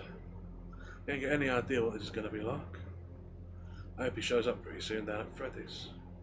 Got plenty to do tonight. Better get something to eat. That's the end of chapter 10. And in case you're wondering, that whole thing was a single paragraph, which is why it was maybe a little bit intense to read.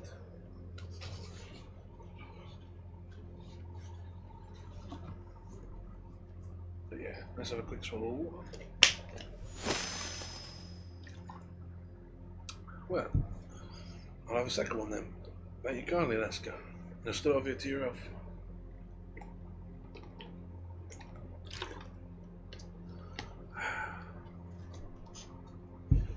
Right then. So Harry is spiralling to a certain degree, and clearly he's planning some other kind of betrayal. That were a very short chapter, it's barely more than a page, but because the whole thing was a single paragraph, I do need to take a break from it, so let's do some discussion. So he's clearly going to betray these people. And he thinks he's got some idea of the sort of people they are, which implies maybe he knows one of them? Or maybe he's just got an idea of the business in his head. Maybe he's wrong. But yeah, clearly he's planning to betray them in some way. Top them for the money, maybe. As for poor Albert, well, sometimes you need a patsy still. It's not great, it's not great. As for D-Lips, I mean, it seems like Harry figures they're going to kill him, so we'll see how that works out. Still, for a man as crooked as he is, you'd be surprised if he were taken by surprise, so we'll see. Anyhow, pressing on now, chapter 11.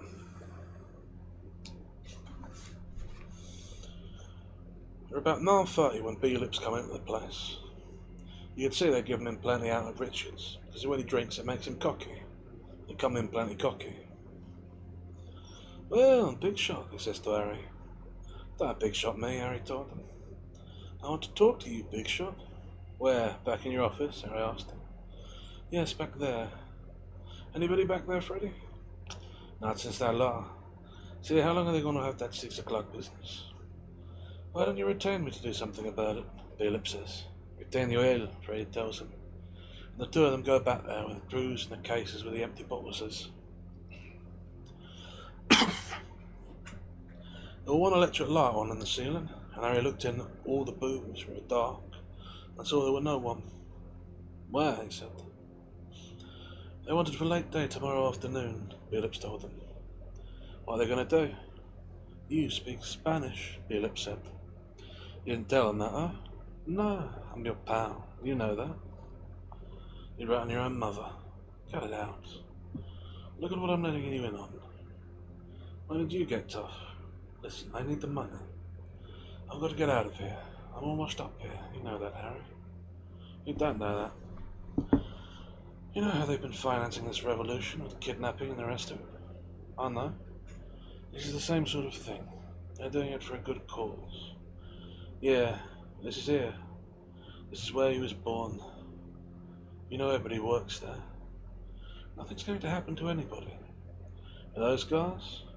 I thought you had cojones. I got cojones. Don't you worry about my cojones.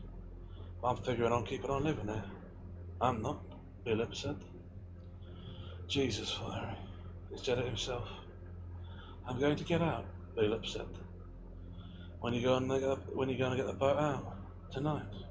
Who's going to help you? You. Where are you going to put her? Where I always put her. Where are you going to put her? Where I always put her. I've read that right. I'm going to get out, B-Lips said. When are you going to get the boat out? Tonight. Who's going to help you? You. Where are you going to put her? Where you always put her. There's an odd paragraph break in there, but I'm fairly certain that's how the conversation runs. There was nothing difficult about getting the boat out. It was as simple as Harry had figured it. The night watchman made his rounds on the hour, and the rest of the time we were at the outer gates of the old Navy Yard. They come into the basin in a skiff, cut her loose on the ebb, and she went out herself with a skiff towing her. Outside, while she drifted in the channel, Harry checked the motors and found all they had done was disconnect the distributor heads. He checked the gas and found she had close to 150 gallons. He hadn't siphoned out any of the tanks, and she had what she had left coming across the last time. He filled her up before they started, and she had burned very little because they had to come across so slow in the heavy seas. I got gas at the house in the tank, he told B-Lips. I can take one load of demijohns out with me in the car, and Albert can bring another if we need it. I'm going to put her up in the creek right where it crosses the road. They can't come out in a car. They wanted you to be right at the quarter dock. How can I lay there with this boat? You can't. I don't know that I want to do any car driving. Well, we'll put her there tonight. and I can feel and do what I need to be done, and then shift her.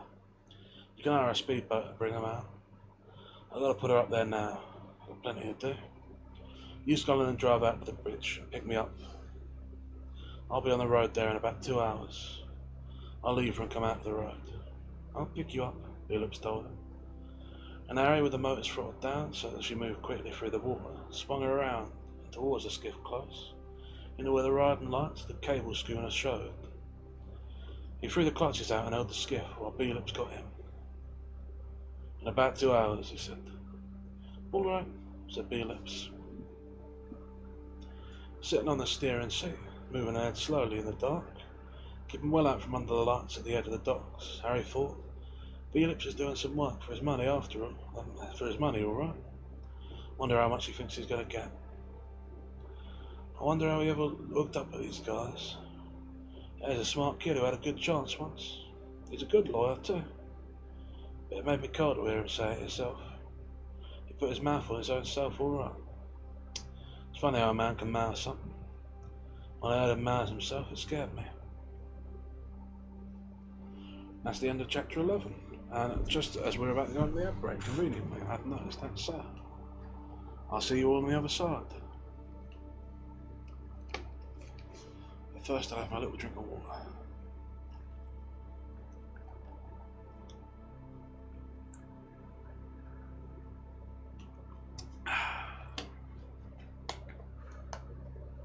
Right then, and that is that bottle done. So, while the ad break's on, I shall quickly grab another one.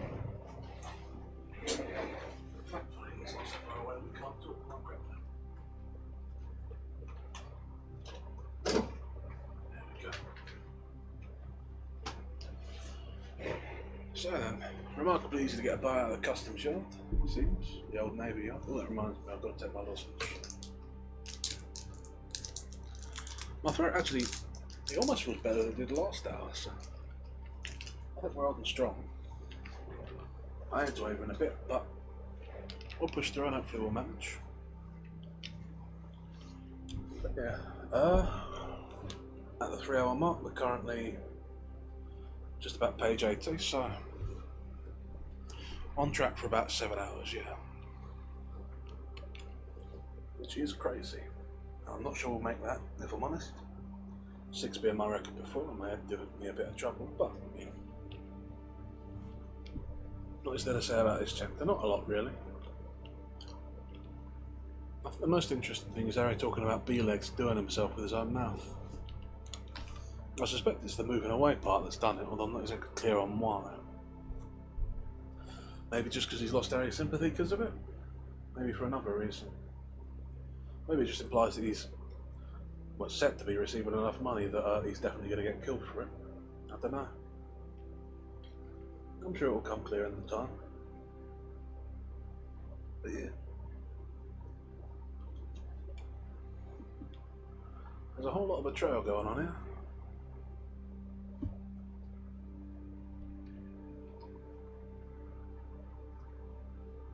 It is an odd book. It's not what I expected from the title too.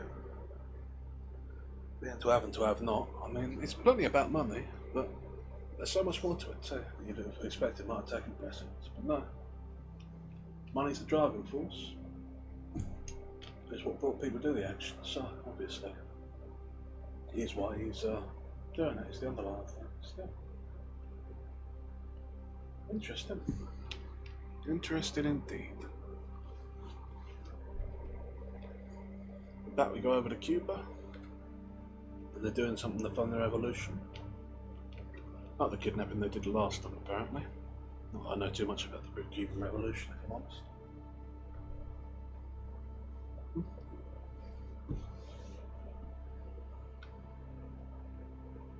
Can't say I've got too much to say on the matter, but yeah. Right, ads is about to end. I'll have another swallow of water and we'll get back into it.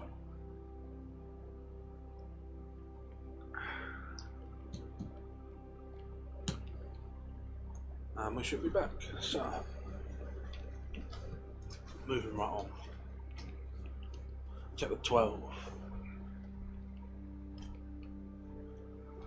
When he come in the house, he did not turn on the lights, but took off his shoes in the hall and went up the bare stairs in his stocking feet. He undressed and got in the bed wearing only his undershirt, for his wife woke. In the dark she said, "Harry?" And he said, "Go to sleep, old woman." "Harry, what's the matter?" "Gonna make a trip." "With who?" "Nobody. Albert, maybe." "Whose boat?" "I got the boat again." "When?" "Tonight." "You go to jail, Harry." "Nobody knows I've got her." "Where is she?" "Hid." Lying still in the bed, he felt her lips on his face, and searching for him, and then her hand on him, and he rolled over against her close. Do you want to? Yes. No. I was asleep. Do you remember when we'd do it asleep? Listen, do you mind the arm? That'll make you feel funny. You're silly. I like it. And that's you. I like it. Put it across there. Put it along there. Go on, I like it. True. Like a flipper on a loggerhead. You ain't no loggerhead. Did they really do it 3 days? Did they really do it in 3 days? Cooed for 3 days? Sure. Listen, be quiet. I'll wake the girls. They don't know what I've got. They won't never know what I've got. Oh, Harry, that's it. Ah, you honey. Wait. I don't want no wait. Come on, that's it. That's where. Listen. Do you ever do it with a nigger wench? Sure. What's it like? Like a nurse shot. You're funny, Harry. I wish you didn't have to go. I wish you didn't ever have to go. What's the best you ever did it with? You. You lie. You always lied to me. There. No. You're the best. I'm old. You'll never be old. I've had that thing. And that made no difference when a woman's any good. Go ahead. Go ahead now. Put the stump there. Hold it there. Hold it. Hold it now. Hold it. I'm making too much noise. No whispering. I've got to get out before it's daylight. You go to sleep. I'll get you up. When you come back, we'll have a time. We'll go to a hotel up in Miami like we used to. Just like we used to. Some place where they've never seen either of us. Why couldn't we go to New Orleans? Maybe, as Harry said. Listen, Mary, I gotta go to sleep now. We'll go to New Orleans. Why not? Only I gotta sleep.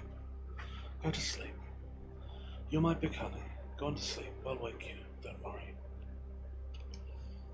He went to sleep with the stump of his arm out wide on the pillow, and she lay for a long time looking at him. She could see his face in the street light through the window. I'm lucky, she was thinking. Those girls, they don't know what they'll get. I know what I've got, I've had. I've been a lucky woman, him saying like a loggerhead. I'm so glad it was an arm and not a leg. I wouldn't like him to have lost a leg.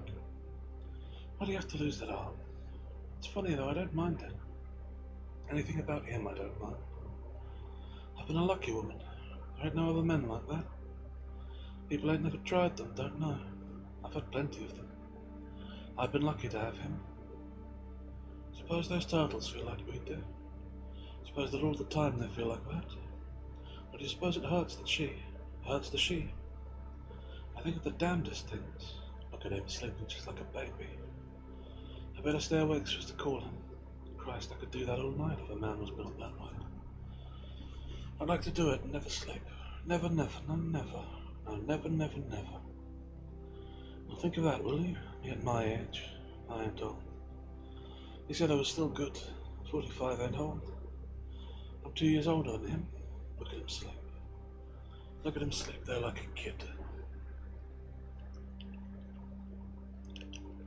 2 hours before it was daylight, they were out of the gas tank, in the garage filling and corking demijohns, putting them in the back of the car. Harry wore an ox strap to his right arm and shifted and lifted the wicker-covered demijohns handily. You don't want no breakfast? When I come back. And you want your coffee? You got it? Sure, I put it on when we came out. Bring it on, bring it out. She got it out and he drank it in the dark, sitting at the wheel of the car. She took the cup and put it on the shelf in the garage. I'm coming with you to help you handle the jugs, she said. All right, he told her. And she got him beside him. A big woman, long-legged, big-handed, big-headed, still handsome, an hat pulled down over her bleached blonde hair. In the dark and the cold of the morning they drove out the country road through the mist that hung heavy over the flat. What are you worried about, Harry? I don't know. I'm just worried. Listen, are you letting your hair grow out? I thought I would. The girls have been after me. Hell with them. You keep it like it is. Do you really want me to? Yes, I said. That's the way I like it. You don't think I look too old? You look better than any of them. I'll fix it up then. I can make it blonder if you like. What the girls got to say about what you do, Harry said. They got no business to bother you. You know how they are. You know who young girls are that way. Listen, if you make a good trip, we'll go to New Orleans, should we? Miami. Well, Miami anyway. I'm gonna leave them here. I got some trip to make first. You aren't worried, are you? No. You know, I lay awake almost 4 hours just thinking about you. You're some old woman. I can think about you any time and get excited. Well, we've got to fill the gas now, Harry told her. That's the end of chapter 12. Well, a good relationship has Harry. Fair play to him. Square with his wife, can't do it. Very loving. It's a touching relationship. I have my swallow of water. I mean, I guess you can understand it being that. All the things that have gone wrong for him have gone wrong because he's trying to earn money to keep his family alright. People call him mean and a bully and bitter, but really he's just a decent family man at heart. At least that's his driving motive. He's other things as well. A killer. And he was a police officer once, which, you know, can't really recommend him now. But he's decent where he can be. It's strange, you know, I thought things would have come back to him by now. But it seems to just be running on. I mean, we're not even halfway through the book yet, so I should probably be pressing on it.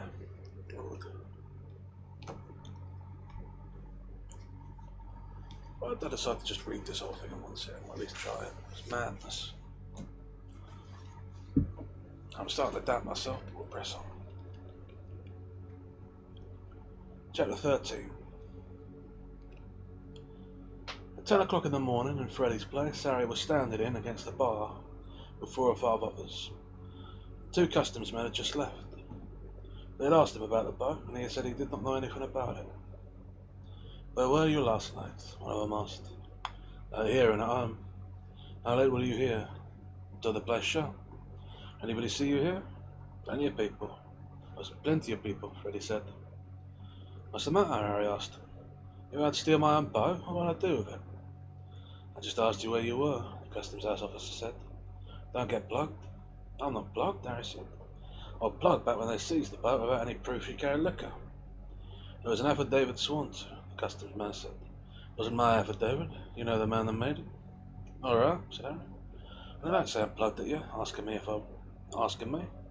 I'd rather you had it tied up than I got a chance to get her back. What chance I got if she's stolen?" "None, I guess," said the customs man. "May I go peddle your papers?" Harry said. "Don't get snotty," said the customs man. "I'll see you get something to be snotty about." After 15 years, said Harry. "You haven't been snotty 15 years. "No, and I haven't been in jail either." "Well, don't be snotty or you will be." "Take it easy," Harry said. Just then, this goofy Cuban that drives a taxi come in with a fellow from the plane. Big Roger says to him, "Hey, Jesus, they tell me you had a baby." "Yes, sir," says Jesus very proudly. "When did you get married?" Roger asked him. "That's the month of the last." "You come to the wedding?" "No," said Roger, "didn't come to the wedding." "You miss something," said Jesus. "You miss a damn fine wedding. What's the matter, no come?" "You didn't ask me." "Oh, yes," says Jesus. "I forgot.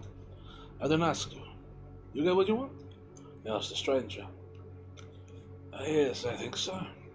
"Is that the best price you have on Picardy?" "Yes, sir," Freddie told him. "That's the real Carta del Oro." "Listen, Jesus, what makes you think that it's your baby?" Roger asked. That's not your baby. What do you mean not my baby? What do you mean? My God, I'm not let you talk like that. What you gonna mean not my baby? You buy a cow, you don't get the calf? That's my baby. My God, yes, my baby. Belong to me, yes, sir. He was out with the stranger, and the bottle of Bacardi, and the laugh is on Roger, and the laugh is on Roger, all right. Ah, Jesus is a character, all right. Him and that other Cuban, Sweetwater.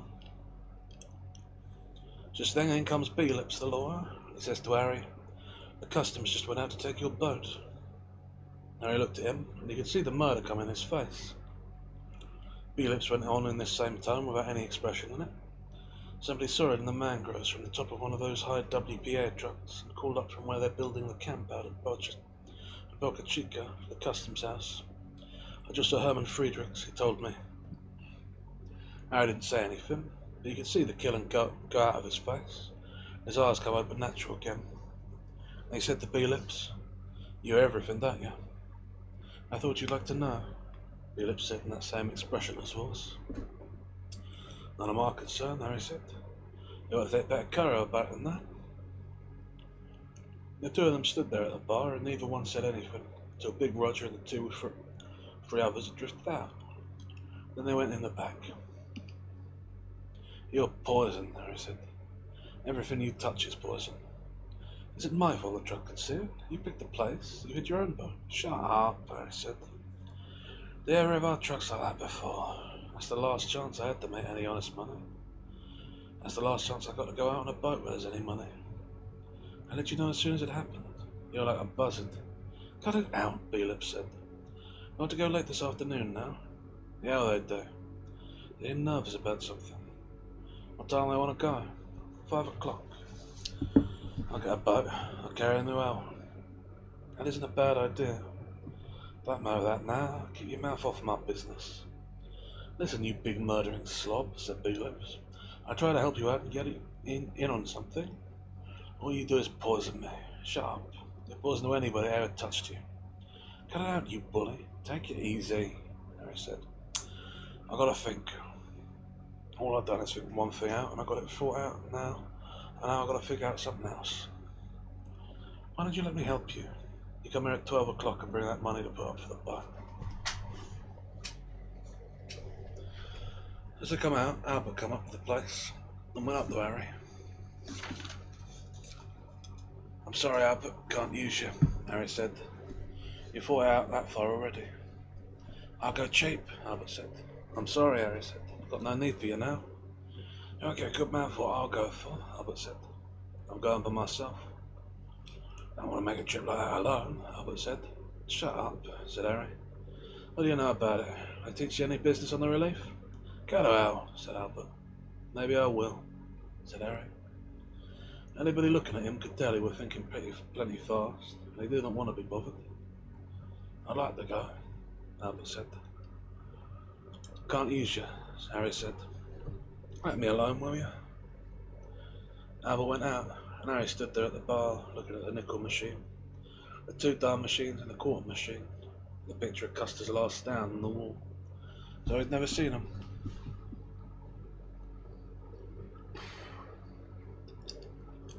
"It was a good one, he was still Big Roger about the baby, wasn't it?"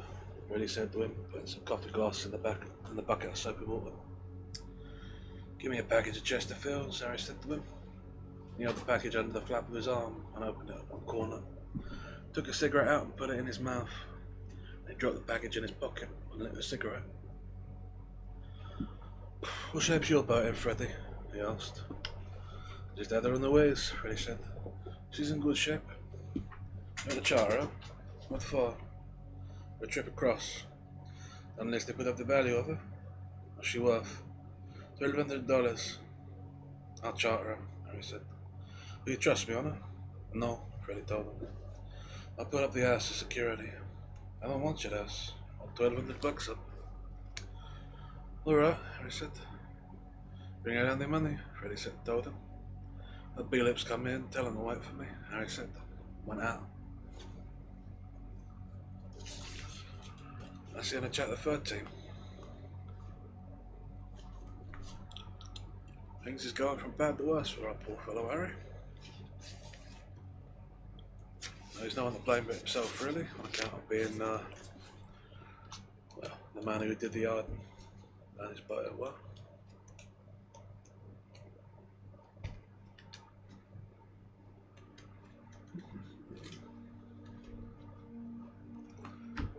But yeah, what else is there to say? Oh, hey, Ramondo. Good to have you. You joined us just as we were around about the halfway point of, what you call it? Of to have and to have not. Oh, the little the charm thing, yeah, I've got that. I do not know how to turn them off, so they don't play all the time, but yeah, sorry about that. But yeah. You joined us about halfway through the story. Raymond 96 has been bound to the library. I think you kindly for the follow, Raymond. Or is it Ramondo? Sorry. But yeah, I appreciate it. I don't know if you've been here the old time following along, but if you haven't, we've had 2 short vignettes about managing to survive during the Depression, one from Cuba. And right now we're in the middle of a third one where Harry, our erstwhile protagonist, is struggling to get a boat together to get some men across for not too much money, not quite a lot of risk. Yeah. Hey, for stopping by. I do appreciate it. I hope you shall enjoy. But I've got to press on if I want any hope of finishing this tonight, so. Chapter 14. At the house, Marie and the girls was having lunch. "Hello, Daddy," said the oldest girl. "Yes, Daddy." "What have we got to eat?" Harry asked. "You've got steak." "But we've got steak," Marie said. "Somebody said they stole your boat, Daddy." "They found her," Harry said. Marie looked at him. "Who found her?" she asked. "The customs." "Ah, Harry," she said, full of pity. "Isn't it better they found her, Daddy?" asked the second of the girls. "Don't talk while you're eating," Harry told her. "Where's my dinner? What are you waiting for?" "I'm bringing it." "In a hurry," Harry said. "You girls eat up and get out. I've got to talk to your mother." "Can we have some money to go for the show with this half, Daddy?" "Why don't you go swimming? That's free." "Oh, Daddy, it's too cold to go swimming. I want to go to the show." "All right," said Harry. "All right." When the girls was out of the room, he said to Marie, "Cut it up, will you?" "Sure, honey." She cut the meters for a small boy. "Thanks," Harry said. "I'm an hell of a goddamn nuisance, aren't I? Girls ain't much, are they?" "No. Funny we couldn't get that, boys."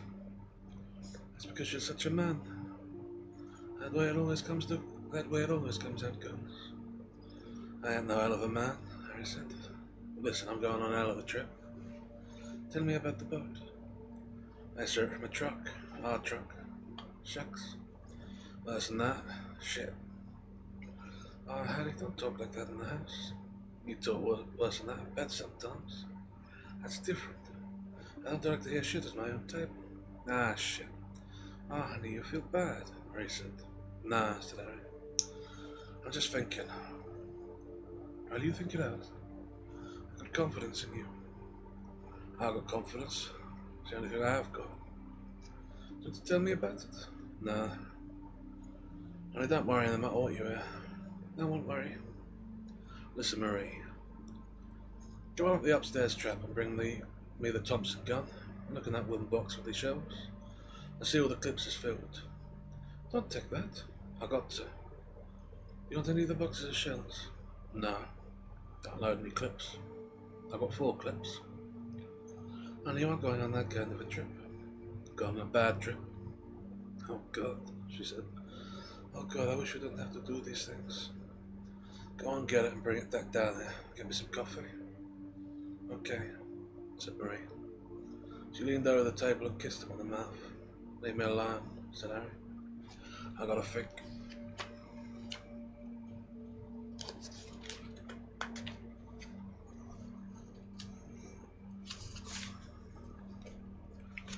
He sat at the table and looked at the piano, the sideboard and the radio. The picture of September morn and the pictures of the cupids holding bows behind their heads. The shiny real oak table, the shiny real oak chairs, the curtain on the window, and he thought, what chance have I to enjoy my own? Why am I back the worse than when I started? It'll all be gone too if I don't play this right. Hell with it. I haven't got $60 left outside of the house. But I'll get a steak out of this. Those damn girls. It's all that old woman and I could get with what we got. Suppose the boys and I went before I knew her. Here it is, said Marie, carrying it by the web sling strap. They're all full. I gotta go, Ernest said. He lifted the chunky weight of the dismounted gun and its oil-stained canvas web case. Put it under the front seat of the car. Goodbye, Marie said. Goodbye, old woman. I won't worry. But please take care of yourself. Be good. Ah, Harry, she said, and held him tight against her. Let me go, I ain't got no time. He patted her on the back with his arm stump. You on your loggerhead, Flipper, she said. Oh, Harry, be careful. I gotta go. Goodbye, old woman. Goodbye, Harry. She watched him go out of the house, tall, wide-shouldered, flat backs. His hips narrow and moving still, she thought, like some kind of animal. Easy and swift, and not old yet. He moved so light and smooth like, she thought. When he got in the car, she saw him blond with a sunburnt hair, his face with the broad Mongol cheekbones, the narrow eyes, the nose broken at the bridge, the wide mouth and the rounded jaw. Getting in the car, he grinned at her, and she began to cry. His goddamn face, she thought. Every time I see his goddamn face, it makes me want to cry. That's the end of chapter 14. I have my habitual swallow of water.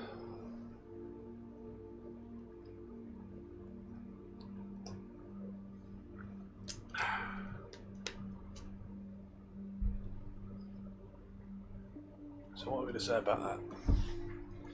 Well, Harry's got his gun again, a Thompson this time, which is, well, some serious firepower.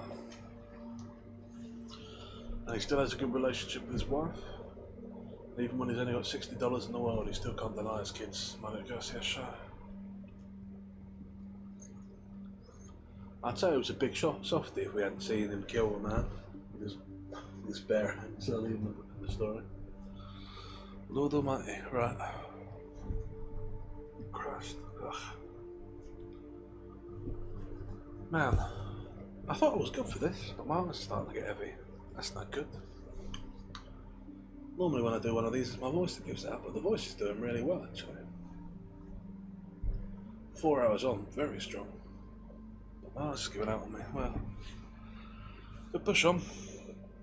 Actually, with that, we're at the halfway point almost exactly. Damn.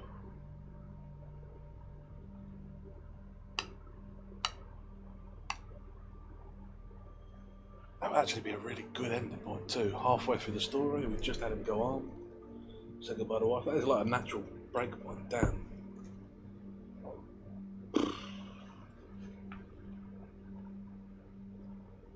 Really, I should end there and then pick it up another day. But I do want to press on.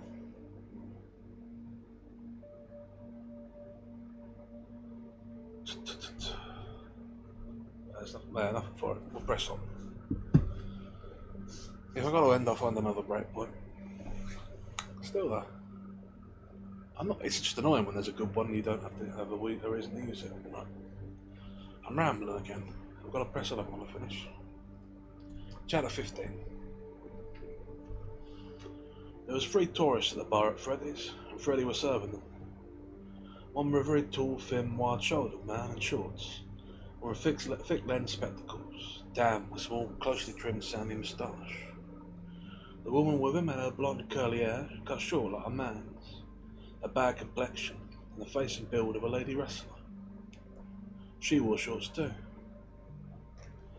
Oh, nuts to you, she was saying to the third tourist, who had a rather swollen reddish face, a rusty-coloured moustache, a white cloth hat, a green celluloid vase, a thick tripper, and a trick of talking with a rather extraordinary movement of his lips, as though he were eating something too hot for comfort. "How charming," said the green varsity man. "I never heard the expression acutely actually used in conversation. I thought it was an obsolete phrase, something one saw in print, in the fanny papers, but never heard." "Nuts, nuts, double nuts to you," said the lady wrestler. Said the lady wrestler lady, in a sudden access of charm, giving him the benefit of her pimple profile. "How beautiful," said the green varsity man. "You put it so prettily. Isn't from Brooklyn originally?" "You mustn't mind her, she's my wife," the tall tourist said. "Have you two met?" "Oh, nuts to him and double nuts to me. To meeting him," said the wife. "How do you do?" Not so badly," the green varsity man said. "How do you do?"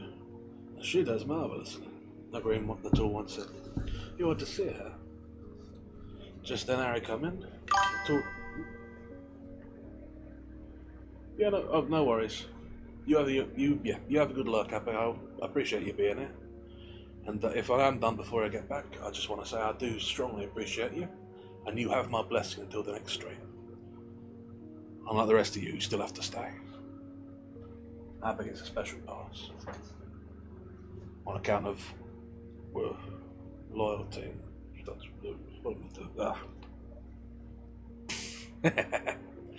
Yeah, I'm wobbling a bit. Oof. Maybe I should have called it there, that chapter. Well, you're very welcome, Happy. I do always appreciate you. Anyway, we started this chapter now, so we'll finish at least this one. I'll probably push on to at least the hour. We'll see how we feel. Just then Harry comes in, and the tall tourist's wife said, "Isn't he wonderful? That's what I want. Buy me that, Papa." "Can I speak to you?" Harry said to Freddie. "Certainly. Go right ahead and say anything you like." "Oh no, sir. Oh no, sir. Certainly. Go right ahead and say anything you like," the tall tourist's wife said. "Shut up, you all," Harry said. "Go in the back, Freddie." In the back, Belix was waiting at a table. "Hello, big boy," he said to Harry. "Shut up," said Harry. "Listen," Freddie said. "Cut it out. You can't get away with that.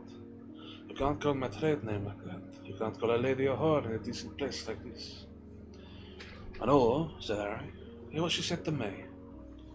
"But anyway, don't call her a name like that to her face." "Alright." "You got the money?" "Of course," said Belix. Why wouldn't I have the money? Didn't I say I'd have the money?" "That's it." Belix handed it over. Harry counted $10 bills and 4 20s. "Should be 1200. "That's my commission," said Belix. "Come on with it." "No, come on. Don't be silly," said he. "You miserable little crap. You big bully," Belix said. "Don't try to strong-arm it away from me, because I haven't got it here." "I see," said Harry. "Should have thought of that. Listen, Freddie, you've known me a long time. I know she's worth 1200. There's an 120 short. Take it, and take a chance on the 120 and the charter." "That's $320, Freddie said. It was a painful sum for him to name it as a risk. He sweated while he thought about it. "I got a car and a radio in the house that's good for it." "I can make out a paper on that," Belix said. "I don't want any paper," Freddie said. He sweat again, and his voice was hesitant. And he said, "Alright, I'll take you a chance. For Christ's sake, be careful with the boat, will you, Eddie? Like it with my own." "You lost it on," said Freddie, still sweating, his suffering now intensified by that memory. "I'll take care of her." "I put the money in my box at the bank," Freddie said. Harry looked at Belix. "That's a good place," he said and grinned. "Bartender," someone called from the front. "That's you," Harry said. "Bartender," came the voice again. Freddie went out to the front. "That man insulted me." "That man insulted me," Harry could hear the voice saying. He was talking to Belix. I'll be tied up with the dock there at the front of the street, in half a block." "All right." "That's all." "All right, big shot." "Don't you big shot me.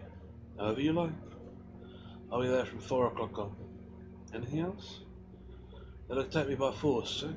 I know nothing about it. I'm just working on the engine. I've got nothing aboard to make a trip. I've hired from Freddie to go charter fishing. They've got to hold a gun on me and make me starter, and they've got to cut loose the lines. What about Freddie? You didn't hire her to go fishing from him. You didn't hire her to go fishing from him. I'm going to tell Freddie. You'd better not. I'm going to. You'd better not. Listen, I've done business with Freddie since during the war. Twice I've been partners with him. We never had trouble. You know how much stuff I've handled for him? He's the only son of a bitch in this town I would trust. I wouldn't trust anybody. You shouldn't. Not of the experiences you've had with yourself. Lay off me. Alright. Going out to see your friends. What's your out? They're Cubans. I met them out at the roadhouse. One of them wants to cash a certified check. What's wrong with that? You didn't notice anything? No, I told them to meet me at the bank. Who drives them? Some taxi. What's he supposed to think they are, violinists? Get one that don't think. There's plenty of them. Can't think in this town. Look at Jesus. Jesus is smart. He just talks funny. I'll have them call a dumb one. Get one hasn't any kids. They've all got kids. Ever see a taxi driver without kids? You are a goddamn rat. Man, I never killed anybody. Your lips told it. No, you never will. Come on, let's get out of here. Just being with you makes me feel crummy. Maybe you are crummy. Can't you get them from talking? If you don't paper your mouth, paper yours then. I'm going to get a drink, said Harry. Out in the front, the 3 tourists sat on their arse stools. As Harry came up to the bar, the woman looked away from him, and rather the register disgust. What will you have? Asked Freddie. What's the lady drinking? Harry asked. A Cuba Libre. And give me a straight whiskey. The 2 tourists with a little sandy moustache and the thick lens glasses leaned his large, straight-nosed face over towards Harry and said, Say, what's the idea of talking? Say, what's the idea of talking to my wife? Or talking that way to my wife? Harry looked him up and down and said to Freddie, What kind of place you running? What about it? The tall one said. Take it easy, Harry said. You can't pull that with me. Listen, Harry said. You come down here to get well and strong, didn't you? Take it easy. And he went out. I should have hit him, I guess, the tall tourist said. What do you think, dear? I wish I was a man, his wife said. You'd go a long way with that, Bill, the green-whiskered man said into his beard. What did you say? The tall one asked. I said you could find out his name and address and write him a letter telling him what you think of him. So what's your name anyway? What are you doing? Kidding me? Just call me Professor McWalsey. My name is Lawton, the tall one said. I'm a writer. I'm glad to meet you, I'm glad to meet you, Professor McWalsey said. Do you write often? The tall man looked around him. Let's get out of here, dear, he said. Everybody's either insulting or nuts. It's a strange place, said Professor McWalsey. Fascinating, really. They call it the Gibraltar of America. It's 375 miles south of Cairo, Egypt. This place is only part of it. I've had time to see it. It's the only part of it I've had time to see yet. It's a fine place, though. I see you're a professor, all right, the wife said. You know I like you. I like you too, darling, Professor McWalsey said. I have to go now. He got up and went out to look for his bicycle. Everybody's nuts here, the tall man said. Should we have another drink, dear? I like the professor, the wife said. He had a sweet manner. The other fellow. Oh, he had a beautiful face, the wife said. Like a Tartar or something. I wish he hadn't been insulting. He looked kind of like Genghis Khan in the face. Gee, he was big. He had only one arm, the husband said. I didn't notice, the wife said. Should we have another drink?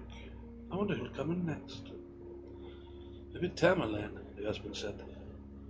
Gee, you're educated, the wife said. That Genghis Khan one would do me. What did the professor like to hear me say nuts? I don't know, dear, Lawton, the writer said. I never did. He seemed to like me for what I really am, the wife said. My, he was nice. You'll probably see him again. Anytime you come in here, you'll see him, Freddie said. He lives in here. He's been here for 2 weeks now. Who's the other one? Who's the other one who speaks so rude? Him? Oh, he's a fellow from around here. What does he do? Oh, a little bit of everything, Freddie told her. He's a fisherman. How did he lose his arm? I don't know. He got it out somewhere. Gee, he's beautiful, the wife said. Freddie laughed. I heard him called a lot of things, but I never heard him called that. Don't you think he has a beautiful face? Take it easy, lady, Freddie told her. He's got a face like an ham with a broken nose on it. Men are stupid, the wife said. He's my dream man.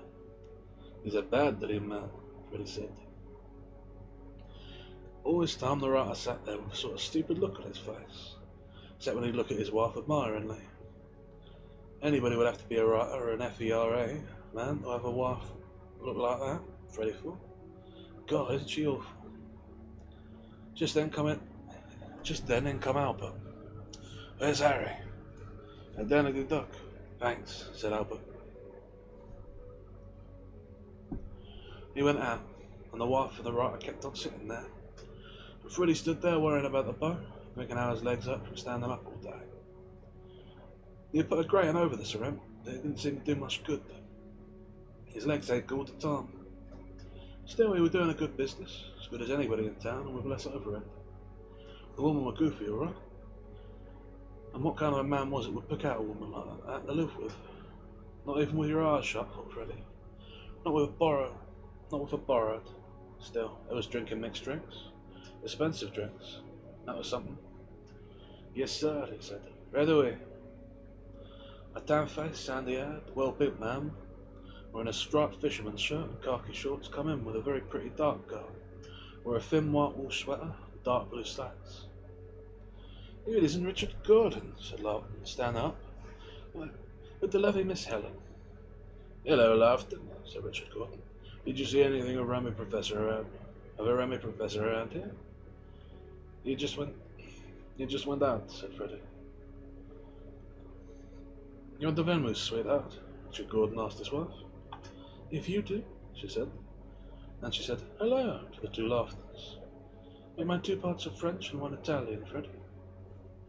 She sat on the arse stool with her legs tucked under her and looked out at the street. Freddie looked at her admiringly.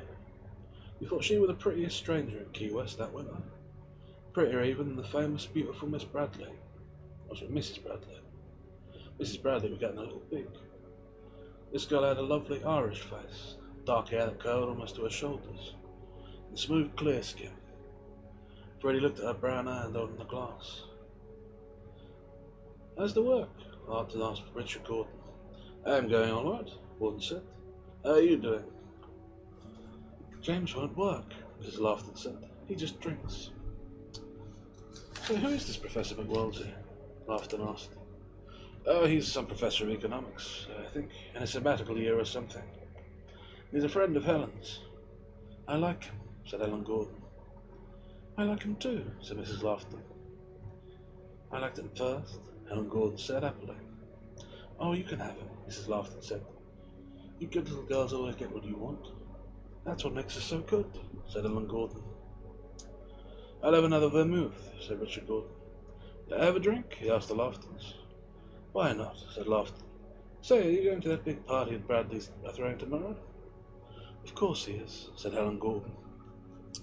I like her, you know, said Richard Gordon. She interests me both as a woman and a social phenomenon. Gee, said Mrs. Laughton, you can talk educated as the professor. Don't stretch your literacy, dear, said Laughton. Do people go to bed with a social phenomenon? Asked Helen Gordon, looking out the door. Don't talk, Rod, said Richard Gordon. I mean, is it part of the homework of a writer? Helen asked. A writer has to know about everything, Richard Gordon said. He can't restrict his experience to conform to bourgeois standards. Ah, said Helen Gordon. What does a writer's wife do? Plenty, I guess, Miss Laughton said. Say, you ought to have seen the man who was just in here and insulted me, James. He was terrific. I should have hit him, Laughton said. He was really terrific, said Mrs. Laughton. I'm going home, said Helen Gordon. Are you coming, Dick? I thought I'd stay downtown a while, Richard Gordon said. Yes, said Helen Gordon. Looking in the mirror behind Freddy's head. Yes, Richard Gore. Freddy, looking at her, figured that she was going to cry. He hoped it wouldn't happen in this place. And joined another drink, Richard Gordon asked her. No, she shook her head. Say, what's the matter with you? Asked Mrs. Laughton. Aren't you having a good time? A dandy time, said Alan Gordon. But I think I'd better go home just the same. I'll be back early, said Richard Gordon. Don't bother, she told him. She went out. She hadn't cried. She hadn't found John McWolsey either. That's the end of chapter 15. And I think I made a bit of a pig's ear of it near the end. Well done, money. Ugh. I hate that. I really do hate that. I was going strong and I've just sort of tapered off. Bleh. I probably should have stopped at the natural stopping place I mentioned earlier, but yeah, no, my eyes are getting heavy and my head's starting to get thick. I could probably press on for another chapter or two, but I'd be making a worse and worse job of it. Well, the end of that chapter, we're 100 pages in, so we're the better part through. Probably come back and do the other 80 another day. Take about 3 hours, I expect. Maybe a little longer. But yeah. Sorry to call it there. I sort of expected to go till my voice dropped out, but my head's just done in. That's annoying. I feel like my voice is strong enough. I probably could have broken the record today, but no, my head's just not up for it. Always the way, still. Right then. Oof. Let's head back over somewhere a bit more relaxing and we'll do a little bit of analysis, shall we? So then. We have this scene in the bar. Obviously the boat is acquired at risk. And our man Harry is trading on his reputation some with an old friend. And B-Nose is proving to be a bit of a prick who everyone hates. Apparently for good reason. It's a good line there. I wouldn't trust anyone in this town. You shouldn't. Does a lot about the character, but yeah. I don't know. We get a lot of insight into Harry Morgan. It's sort of the first time we've ever actually seen him be really snappy with someone. I mean, I guess he hit Eddie back in the first one, but he wasn't snappy with him really, he was just disappointed and justifiably so. But this lady sort of just went off on for no real reason. Just a drunk. I guess he's in a bad place, so. I don't know what the significance is of the people in the bar though. I had to flip through the latter half of this to see if there was like an actual another section we could get to. But I don't think there is. I think the rest of this is all just winter. Which means that this whole thing is sort of a continuous story. Which I suspect means that those characters will come back and prove important at some point. But yeah. I don't know how or why, or to what end. There's a lot still to go in this story. I am interested to finish it. I would like to push through, but again, I'm just making a pig's ear of it, and there's no point doing anything badly. Still, I do want to say thank you to everyone who's been there. Thank you especially to Raimundo for the follow. I do appreciate that greatly. And yeah, I genuinely am very thankful for all of you for being there. Oh, got another special thank you to Blade for the raid as well. Should I give it a go? Heads all over the place. Right. Speaking of raids, I'm clicking the raid a channel button. It doesn't seem like anyone in my followers list is live to raid into. So I guess we're not raiding now. Still, so I guess, yeah. All I've got to say then is thank you for being here. I hope all of you have the best until the next time we stream, which should be tomorrow. I took a day off yesterday, I found I didn't enjoy it much, so back on to things for the foreseeable future. Yeah, thank you all for being here, I hope you've enjoyed things. I don't know if we'll continue this tomorrow, probably, I might try and finish off Lord Shang, we'll see. But we'll finish up within the next week or so. Yeah, I do thank you all for being here, I hope you have a lovely rest of your day, or whatever time it is for you again. Until the next stream, when you've got to be back for my blessing. Other than Abbe, who is exempted this once, but still has to be back for the next one. And as always, ta-ra.